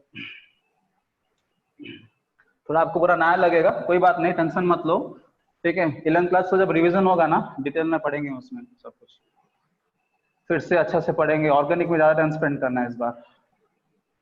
हाँ, क्या बोल रहा था, इसका ज्योमेट्रिक आइसोमरिज्म दिख रहा है जी, ऑप्टिकल आइसोमरिज्म दिखाना है। ऑप्टिकल आइसोमरिज्म कैसे दिखेगा, इसका प्लेन ऑफ सिमेट्री, अगर प्लेन ऑफ सिमेट्री आ जाता है तो ऑप्टिकल एक्टिव रहता है कि नहीं रहता है? नहीं सर। देखिए, प्लेन ऑफ सिमेट्री मतलब कैसे बिहेव करेगा, ये आपका एक मिरर जैसे बिहेव करेगा। कैसे बिहेव करेगा, मिरर, है ना। प्लेन ऑफ सिमेट्री समझ रहे हो ना। मान लीजिए आपका ऐसा ए रखे हो, ए बीच में अगर मैं ऐसे बना दिया प्लेन, ठीक है, अगर मैं प्लेन बना दिया, दोनों साइड में सेम हो गया ना, तो इसको मैं क्या बोल सकता हूं, प्लेन ऑफ सिमेट्री, ठीक है। या तो मान लीजिए आपके पास एक अल्फाबेट है ओ, ठीक है, ओ को मैं ऐसे डिवाइड कर सकता हूं कि इस तरफ जो रह गया उस तरफ वही रहेगा, तो उसको मैं क्या बोल सकता हूं, प्लेन ऑफ सिमेट्री, ठीक है। तो प्लेन ऑफ सिमेट्री जब रह जाता है किसी कंपाउंड में तो कैसे बिहेव करेगा, देखो अब ये दोनों सुपरइम्पोजेबल हो जाएंगे कि नहीं? हो जाएंगे ना? Yes sir. अगर सुपर इम्पोजेबल हो जाएंगे तो क्या होगा, ऑप्टिकल एक्टिव रहेगा कि इनएक्टिव रहेगा? इनएक्टिव। हाँ, इनएक्टिव, ऑप्टिकली इनएक्टिव, है ना। तो वही लॉजिक लगाएंगे, प्लेन ऑफ सिमेट्री है मींस क्या कर देगा कंपाउंड को, ऑप्टिकली इनएक्टिव, है कि नहीं। यहां तक कि कंफर्म्ड है सब लोग? हाँ सर। चलो मैं आपको और एक दिखा देता हूँ कंपाउंड, 11th क्लास का कंपाउंड दिखाता हूँ, याद करो। हाँ देखो, ऑप्टिकल कार्बन होते भी स्टिल ऑप्टिकल इनएक्टिव रहता है कुछ कंपाउंड, जैसे कि एग्जांपल CS3 C2H5 C3H7, ठीक है, ये आपका C2H5 C3H7, ये आपका हो गया CS3। ऐसे कुछ कंपाउंड देखे थे आप लोग 11th क्लास में? ये प्रोजेक्शन को हम लोग क्या बोलते हैं, फिशर प्रोजेक्शन। फिशर प्रोजेक्शन बोलते हैं, एक प्रकार का रिप्रेजेंटेशन। यहाँ पे कार्बन कार्बन एग्जिस्ट कर रहे हैं कि नहीं कर रहे हैं? Yes sir. कौन कौन है कार्बन कार्बन, अगर नंबरिंग कर देंगे लाइन पे, ये फर्स्ट कार्बन है, सेकंड कार्बन है, थर्ड कार्बन, यहाँ पर कार्बन रहते हैं जिसका 4-4 बॉन्ड बने हुए हैं, ये चौथा कार्बन है। Sir 2 and 3। 2 and 3 कार्बन मानते हो? कार्बन को हम लोग क्या करते हैं, स्टार देते हैं। कार्बन क्यों हुआ, क्योंकि ये CS3 है, ये C2H5 है, ये C3H7 है, और नीचे में देखिए पूरा बड़ा सा ग्रुप लगा है। चारों के ग्रुप अलग हो कि नहीं, ये ग्रुप अलग है, ये ग्रुप अलग है, ये ग्रुप, हाँ, इसको कार्बन बोलेंगे। वैसे इसको मैं कार्बन बोल सकता हूँ ना? Yes sir. क्योंकि साइड में CS, हाँ बोल सकता हूँ। चलो, अगर ये दोनों कार्बन है तो जनरली कंपाउंड क्या होना चाहिए, ऑप्टिकली एक्टिव। ऑप्टिकली एक्टिव होना चाहिए। Why, because you are having chiral carbons. But क्या हो जाएगा, ऑप्टिकली इनएक्टिव हो जाएगा। Why, because of presence of plane of symmetry. Plane of symmetry बना पाऊंगा ना? ऊपर का जो पार्ट है नीचे का पार्ट के साथ मैच कर रहे हैं? यस। हाँ, तो ये प्लेन ऑफ सिमेट्री की वजह से ये कंपाउंड क्या हो जाएगा, ऑप्टिकली इनएक्टिव इनएक्टिव हो जाएगा। तो याद रखिए ऑप्टिकली इनएक्टिव होने के लिए कंडीशन क्या है, प्लेन ऑफ सिमेट्री।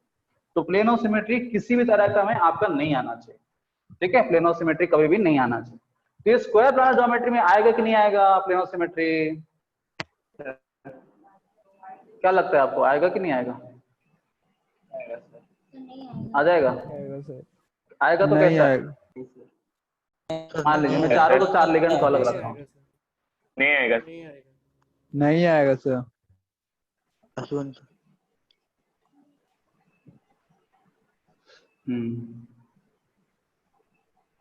यहाँ पे मैं प्लेन ऑफ सिमेट्री नहीं ला सकता हूँ, आप कैसे भी काट सकते हो प्लेन ऑफ सिमेट्री को। प्लेन ऑफ सिमेट्री को आप ऊपर से ऐसे काट सकते हो, ऐसे काट सकते हो, ठीक है, ऐसे काट के देखो हो रहा है क्या, दोनों साइड से? नहीं सर, नहीं हो रहा है। आप अगर ऐसे काटोगे ये डायरेक्शन में होगा क्या? नहीं नो सर, नहीं होगा। तो दो प्लेन चेक कर चुका हूँ, ऐसे और ऐसे, और एक प्लेन बचा है, कौन सा प्लेन? ऐसा वाला प्लेन। हाँ ऐसा कर सकते हैं। हाँ तो यहाँ पर देखिए मैं जब ऐसे काटूंगा, मैं कैसे काटूंगा, ये जो आपको कंपाउंड दिख रहा है ना, इसको मैं पूरा बीच से ऐसे काटूंगा, है ना, सबके सब एक प्लेन में है कि नहीं? यस हाँ सर। हाँ तो एक प्लेन में जो है उसको अगर मैं ऐसे काटूंगा साइड में, ये कट का हम लोग क्या बोलते हैं, स्लाइस कट बोलते हैं। आप लोग कैंडी क्रश खेले हो ना? हाँ तो ये क्या है ना आपका स्लाइस कट। अगर मैं साइड से ऐसे काटूंगा इसको तो प्लेन ऑफ सिमेट्री आएगा कि नहीं? हाँ सर आएगा तो कैसे काट देंगे जी सर? हाँ कंपाउंड को बीच से कैसे काटेंगे सर? वही तो सर, कंपाउंड को बीच में से कैसे काटेंगे? देखो कंपाउंड मतलब क्या होता है, मिक्सचर ऑफ एटम्स है ना, एक स्फीयर है। 3D स्ट्रक्चर तो नहीं है जी, ये 3D स्ट्रक्चर तो नहीं है, तो फिर बीच से कैसे काटें? 3D स्ट्रक्चर नहीं है, हे भगवान ये कौन सा क्लास में रे बाबा, 3D स्ट्रक्चर नहीं है। क्लास में 3D पढ़ के थक गए हैं। ये 3D स्ट्रक्चर, हाँ ये सब लोग एक प्लेन में एग्जिस्ट करते हैं, इसका मतलब ये नहीं कि 3D स्ट्रक्चर नहीं है रे बाबा। ये सारे के सारे एटम्स आपका स्फीयर्स हैं, ये सारे के सारे एटम्स आपका स्फीयर्स हैं। इमेजिन करो सब स्फीयर्स हैं यहाँ पर, M भी एक स्फीयर है, A भी आपका स्फीयर है, C भी एक स्फीयर है, D भी एक स्फीयर, सबके स्फीयर्स हैं। स्फीयर को तुम बीच में से नहीं काट सकते हो क्या? हाँ सर बट आधा आइटम ऊपर आधा आइटम नीचे सर। हाँ सो ये स्लाइस कट पर क्या हो जाएगा, प्लेन ऑफ सिमेट्री आ जाता है ना।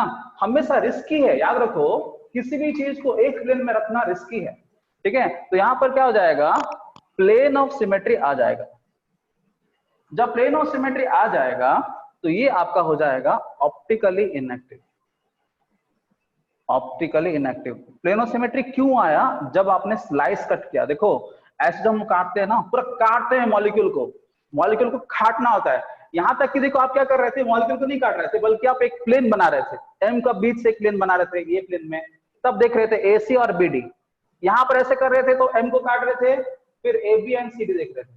बट यहाँ भी आप क्या कर रहे हो, पूरा एक प्लेन में जाके एटम को ही काट रहे हो, इसलिए इसको हम बोलते हैं स्लाइस कट, ठीक है। तो इसको बोलते हैं स्लाइस कट। स्लाइस कट के वजह से POS आ जाता है जी। POS जब आ जाता है तो ऑप्टिकली इनएक्टिव हो जाएगा, ठीक है। सो देखिए हुआ क्या, कंक्लूजन क्या है हमारा, स्क्वायर प्लानर ज्योमेट्री में क्या है क्या नहीं है। कंक्लूजन 2,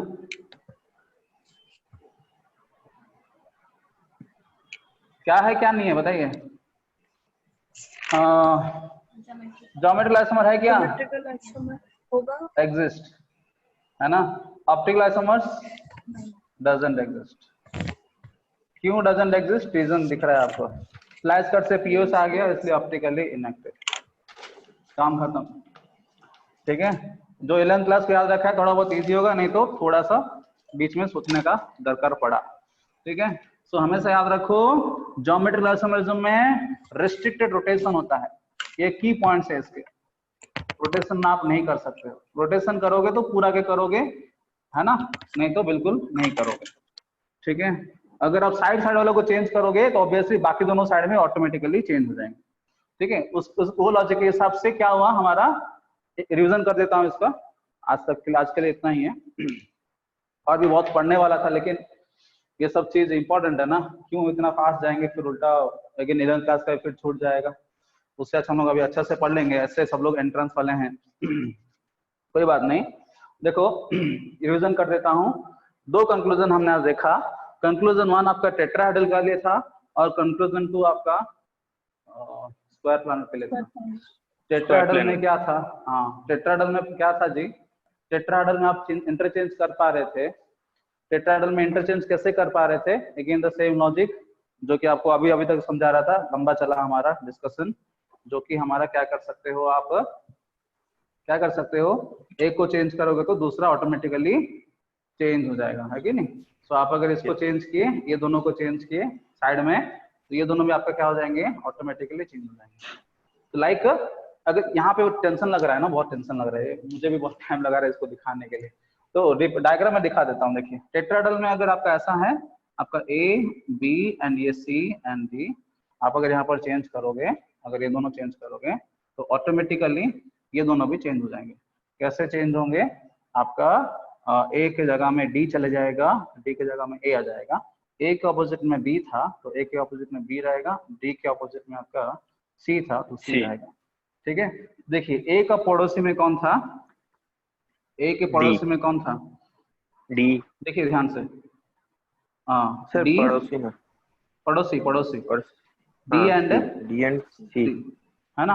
और यहाँ पर देखिए A के पड़ोसी में D एंड C है कि नहीं? समझ में आ रहा है? हाँ, पड़ोसी चेंज नहीं हुआ ना, पड़ोसी चेंज नहीं हुआ। हाँ, सो यहाँ पर पड़ोसी चेंज नहीं हो रहा, लेकिन यहाँ पर क्या हो रहा था जी? आप जब ये तो चेंज नहीं करोगे ना, रेस्ट्रिक्टेड रोटेशन है, बट आप क्या कर सकते हो, क्या कर सकते हो? एटम्स को इंटरचेंज कर सकते हो यहाँ पर, क्योंकि रेस्ट्रिक्टेड रोटेशन है। यहाँ पर क्या हो जा रहा है? रोटेशन हो जा रहा है ना। यस यस यहाँ पर क्या हो रहा है? रोटेशन हो जा रहा है। हाँ। जब यहाँ पर रोटेशन हो जा रहा है, मैं क्या बोल सकता हूँ, यहाँ पर ज्योमेट्रिकल आइसोमर्स एग्जिस्ट नहीं करेंगे। किसके लिए? नहीं। किसके लिए? Tetrahedral structure. टेट्राहेड्रल के लिए क्या नहीं है? ज्योमेट्रिकल आइसोमर्स 0 है, नहीं है। ठीक है। हाँ, और ऑप्टिकल के लिए कंडीशन क्या था? चारों के चारों लिगेंड्स क्या होना चाहिए? अलग होना चाहिए, अलग होना चाहिए। कोई भी 2 अगर सेम भी हो गया तो हम फंस गए। क्यों फंस गए हैं? है ना, क्योंकि वो 2 जो है साइड में भी रह सकता है, ऊपर नीचे भी रह सकता है। हम लोग सारे पॉसिबिलिटी से क्या करेंगे? सारे पॉसिबिलिटीज हम लोग क्या करेंगे? चेक करेंगे। हम जब साइड में वो जो दोनों सेम रह गए, जैसे हमारा हर्षित पूछ रहा था, दोनों अगर सेम रह गया, हम लोग ऊपर में रख सकते हैं, साइड में भी रख सकते हैं। हम लोग क्या करेंगे? सारे पॉसिबिलिटी में चेक करेंगे, तो उसको साइड में भी रख के देखेंगे। साइड में रखेंगे तो क्या हम फंस जाएंगे, ऑप्टिकल इनएक्टिव हो जाएगा। इसलिए चारों के चारों लिगेंड्स आपका क्या होना चाहिए? अलग होना चाहिए। वो कॉन्सेप्ट किसके साथ मैच करता है? कायरल कार्बन के साथ मैच करता है। कायरल कार्बन मींस ऐसा कार्बन जो चारों के चारों कंपाउंड्स आपके अलग थे, अलग हो। ठीक है, क्लियर। सो टेट्राहेड्रल के लिए क्लियर है, ज्योमेट्रिकल आइसोमर एग्जिस्ट नहीं करेगा, लेकिन ऑप्टिकल आइसोमर एग्जिस्ट करेगा ऑन ए कंडीशन चारों के चार लिगेंड्स अलग हैं, ठीक है। और यहाँ पर देखिए ये क्या था जी? स्क्वायर प्लानर के लिए, स्क्वायर प्लानर के लिए क्या एग्जिस्ट करता है? ज्योमेट्रिकल आइसोमर्स एग्जिस्ट करता है। क्यों? क्योंकि मैं यहाँ पर रोटेट नहीं कर सकता हूँ। क्यों रोटेट नहीं कर सकता हूँ? सब लोग सबके सब किस में रह गए? एक प्लेन में रह गए। यहाँ पर जैसे फ्रीनेस था, चारों के प्लेन अलग थे, तो यहाँ पर प्लेन सेम हो गया। जब प्लेन सेम हो गया तो मैं इसको क्या नहीं कर सकता हूँ? ऐसे रोटेट नहीं कर सकता हूँ, बिकॉज ऑफ रेस्ट्रिक्टेड रोटेशन। देखो अगर मैं इसको रोटेट भी कर दिया तो क्या होगा जी बताइए? एंगल चेंज हो जाएगा, है कि नहीं? एंगल मतलब like you know same plane में एग्जिस्ट नहीं करेगा, इसको चेंज कर दिया तो। जिस कारण मैं रोटेट नहीं कर सकता हूँ, इसलिए मैं क्या बोल सकता हूँ? रोटेट नहीं कर पाऊंगा। बट अगर रोटेट नहीं कर पाऊंगा तो क्या होगा? मैं इंटरचेंज करके अलग अलग क्या बना सकता हूँ? मॉलिक्यूल्स बना सकता हूँ। इंटरचेंज करके बनाऊंगा तो क्या हो जाएगा? मेरा क्या मिल जाएगा? Geometrical isomer. यस। क्या नहीं मिलेंगे मुझे? ऑप्टिकली एक्टिव नहीं होगा। Why? Because of slice cut. Slice cut कैसे होता है? ऐसे होता है ना। बाकी कट्स कैसे होते हैं? एक कट आप ऐसे कर सकते हैं। टोटल 3 प्लेन है आपको, मान लीजिए एक्स एक्सिस है, ये वाई एक्सिस है, या आपका जेड एक्सिस है। एक्स एक्सिस से काटेंगे तो स्लाइस कट नहीं बोलेंगे, क्योंकि आप ऊपर से काट रहे हो। वाई एक्सिस भी काटेंगे तो उसको भी स्लाइस कट नहीं बोलेंगे। अगर ये जो एक्सिस है आपका जो प्लेन में है उसी एक्सिस पे काटोगे उसको हम लोग स्लाइस कट बोलते हैं। स्लाइस कट में क्या होता है? आधा मॉलिक्यूल ऊपर चले जाता है, आधा मॉलिक्यूल नीचे रह जाता है, एंड वो बीच वाला लाइन जो है आप जो काटे हो वो आपका प्लेन ऑफ सिमेट्री जैसे एग्जिस्ट करेगा। तो प्लेनर सिमेट्री एग्जिस्ट करने की वजह से ऑप्टिकल इनएक्टिव, तो एक दूसरे का ऑपोजिट नेचर के होते हैं। ठीक है, ये है आज का डिस्कशन। सो पूरा डिटेल में आपको बता रहा हूँ, जैसे हमारा 11th क्लास का रिवीजन भी हमारा इजी हो जाएगा। चलो अटेंडेंस लेते हैं, then will stop.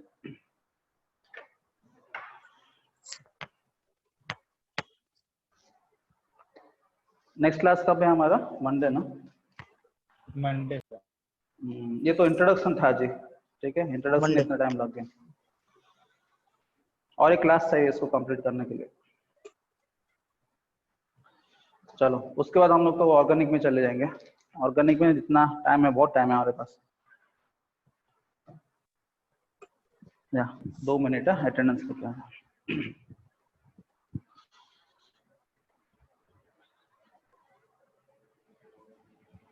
Madam 12th attendance আছে, 12th अटेंडेंस।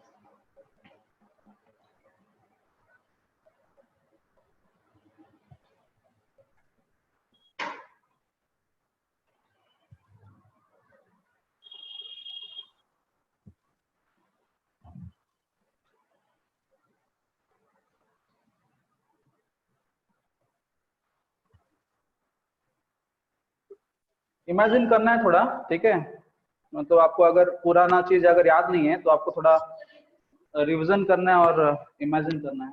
नहीं मैडम इतना है, ठीक है। आपका अगर कुछ बोलो सर। हिमांशु को ऐड कर दीजिएगा सर। हिमांशु सर। हाँ सर मो आयुष्मान सर मो प्रेजेंट अच्छी मुझे जाओ सर संध्या देवी। हाँ हाँ सर ये स्लाइस कट सर हम लोग कार्बन कंपाउंड्स के लिए तो नहीं कर रहे थे? कर रहे थे सर। वैसे करेंगे तो सर जो भी ऑप्टिकली एक्टिव होगा उसको तो बीच हम लोग स्लाइस कर सकते हैं, तो इनएक्टिव बन जाएगा। वो करने के लिए, हाँ वो करने के लिए आपको क्या होना चाहिए कंडीशन, सबके सब एक प्लेन में रहना चाहिए। तो कार्बन का जब काट रहे थे कब कर रहे थे? मैं आपको दिखाया था एक बार, बहुत कम डिस्कस किए क्योंकि ज्यादा नहीं है, 1-2 बार आया। वो ज्योमेट्रिकल आइसोमेरिज्म डिस्कस करने के टाइम, ज्योमेट्रिकल आइसोमेरिज्म में क्या होता है, सबके सब एक प्लेन में होते हैं, जैसे एक स्क्वायर प्लेन में होता है ना, सबके सब एक प्लेन में होते हैं। तो यहाँ पर क्या कर सकते हो, स्लाइस कट कर सकते हो, बाकी और नहीं कर सकते हो, दूसरी जगह में नहीं कर सकते हो। लाइक यू नो जहाँ पर कार्बन कार्बन सिंगल बॉन्ड है वहाँ पर नहीं कर सकते। क्यों नहीं कर सकते हो? कार्बन कार्बन जब सिंगल बॉन्ड हो जाता है तो क्या होता है, चारों के चारों bond I mean sp3 hybridisation होता है, और चारों के चारों बॉन्ड क्या होते हैं, टेट्राहेड्रल शेप में एग्जिस्ट करेंगे। जब टेट्राहेड्रल शेप में एग्जिस्ट करेंगे तो सारे के सारे बॉन्ड्स अलग अलग प्लेन में रहेंगे। जब अलग अलग प्लेन में रहेंगे तो हम लोग स्लाइस कट नहीं कर सकते। तो स्लाइस कट पॉसिबल है यहाँ पर, जहां पर दोनों कार्बन सिमिलर प्लेन पे हैं। सिमिलर प्लेन पे होने की वजह से यहाँ पर क्या बन गया, एक सिग्मा और एक पाई बॉन्ड बन गया। पाई बॉन्ड बनाने के लिए क्या चाहिए, साइडवाइज ओवरलैप चाहिए। साइडवाइज ओवरलैप मतलब क्या है, सेम प्लेन में एग्जिस्ट करना। सेम प्लेन में एग्जिस्ट करना मींस व्हाट, आप इसको क्या कर सकते हो, स्लाइस कट कर सकते हो। बट यहाँ पर स्लाइस कट करने का ज्यादा दरकार भी नहीं है, क्योंकि हम लोग यहाँ पर ऑप्टिकल आइसोमेरिज्म देखते ही नहीं। व्हाई? बिकॉज जब भी डबल बॉन्ड आ जाता है, मैं आपको बताया था, जब भी डबल बॉन्ड आ जाता है it is equal to what. इसका मतलब क्या है जी, इसका मतलब ये है इट इज इक्वल टू, याद करो क्या बताया था, सब कुछ डिस्कस किए थे हमने। डबल बॉन्ड का मतलब क्या है, डबल बॉन्ड जब भी आता है तो ऑप्टिकल आइसोमेरिज्म नहीं दिखाता है। क्यों नहीं दिखाता है? जी जी, रोटेट नहीं कर सकते।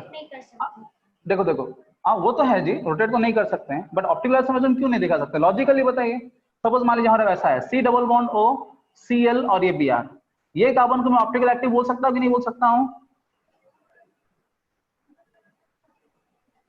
नहीं बोल सकता हूँ। क्यों नहीं बोल सकता हूँ? क्योंकि ये जो आपको डबल बॉन्ड O दिख रहा है ना, this can be written as equal into CBr single bond O Cl single bond O, ऐसे ही ना।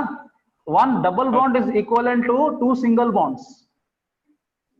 याद करो, ऐसा कुछ पॉइंट डिस्कस किया था हमने 11th में। तो one double bond is equal to 2 single bonds. तो यहाँ पर देखिए, ये भी सिंगल बॉन्ड हो गया, ये भी सिंगल बॉन्ड हो गया, तो कायरल कार्बन होगा? नहीं ना, not a chiral carbon. So not a chiral carbon, इसलिए ऑप्टिकली इनएक्टिव। समझ गए? देखो कहां से लॉजिक आ रहा है कि नहीं। सो डबल बॉन्ड जब भी आता है ना तो हमेशा याद रखो इट इज ऑप्टिकल इनएक्टिव, क्योंकि one double bond is equal to 2 single bonds, and वो जो सिंगल बॉन्ड बनेगा सिमिलर ही बनेगा। सिमिलर बनने की वजह से आपका अलग होना चाहिए, जनरली अलग होगा तो कायरल होता। ये दोनों तो अलग अलग है, BrCl, तो ये दोनों भी अलग अलग होना चाहिए, लेकिन सेम हो जाने की वजह से ऑप्टिकली इनएक्टिव। ठीक है, तो स्लाइस कट वहां पे देखने का ज्यादा इंपॉर्टेंस जरूरत नहीं पड़ा। व्हाई? बिकॉज यहाँ पर ऑलरेडी सब लोग क्या है, एक प्लेन में एग्जिस्ट कर रहे हैं कि नहीं? हाँ, तो सब कुछ डिस्कस करेंगे और भी डिटेल में नेक्स्ट क्लास में। Okay, so it's time, you can give your attendance. एक दिन में नहीं होगा ना बाबा, पूरा 11th क्लास का टॉपिक है।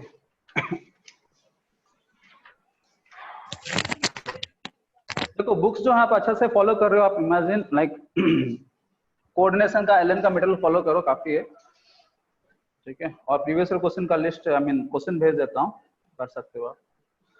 Ayush? Present sir. Manish? Present sir. Devashish? Present sir. Ayushman? हो गया है ना? Sambit? Sir. Aman? Present sir. Gulmini? Present sir. Sai किरण?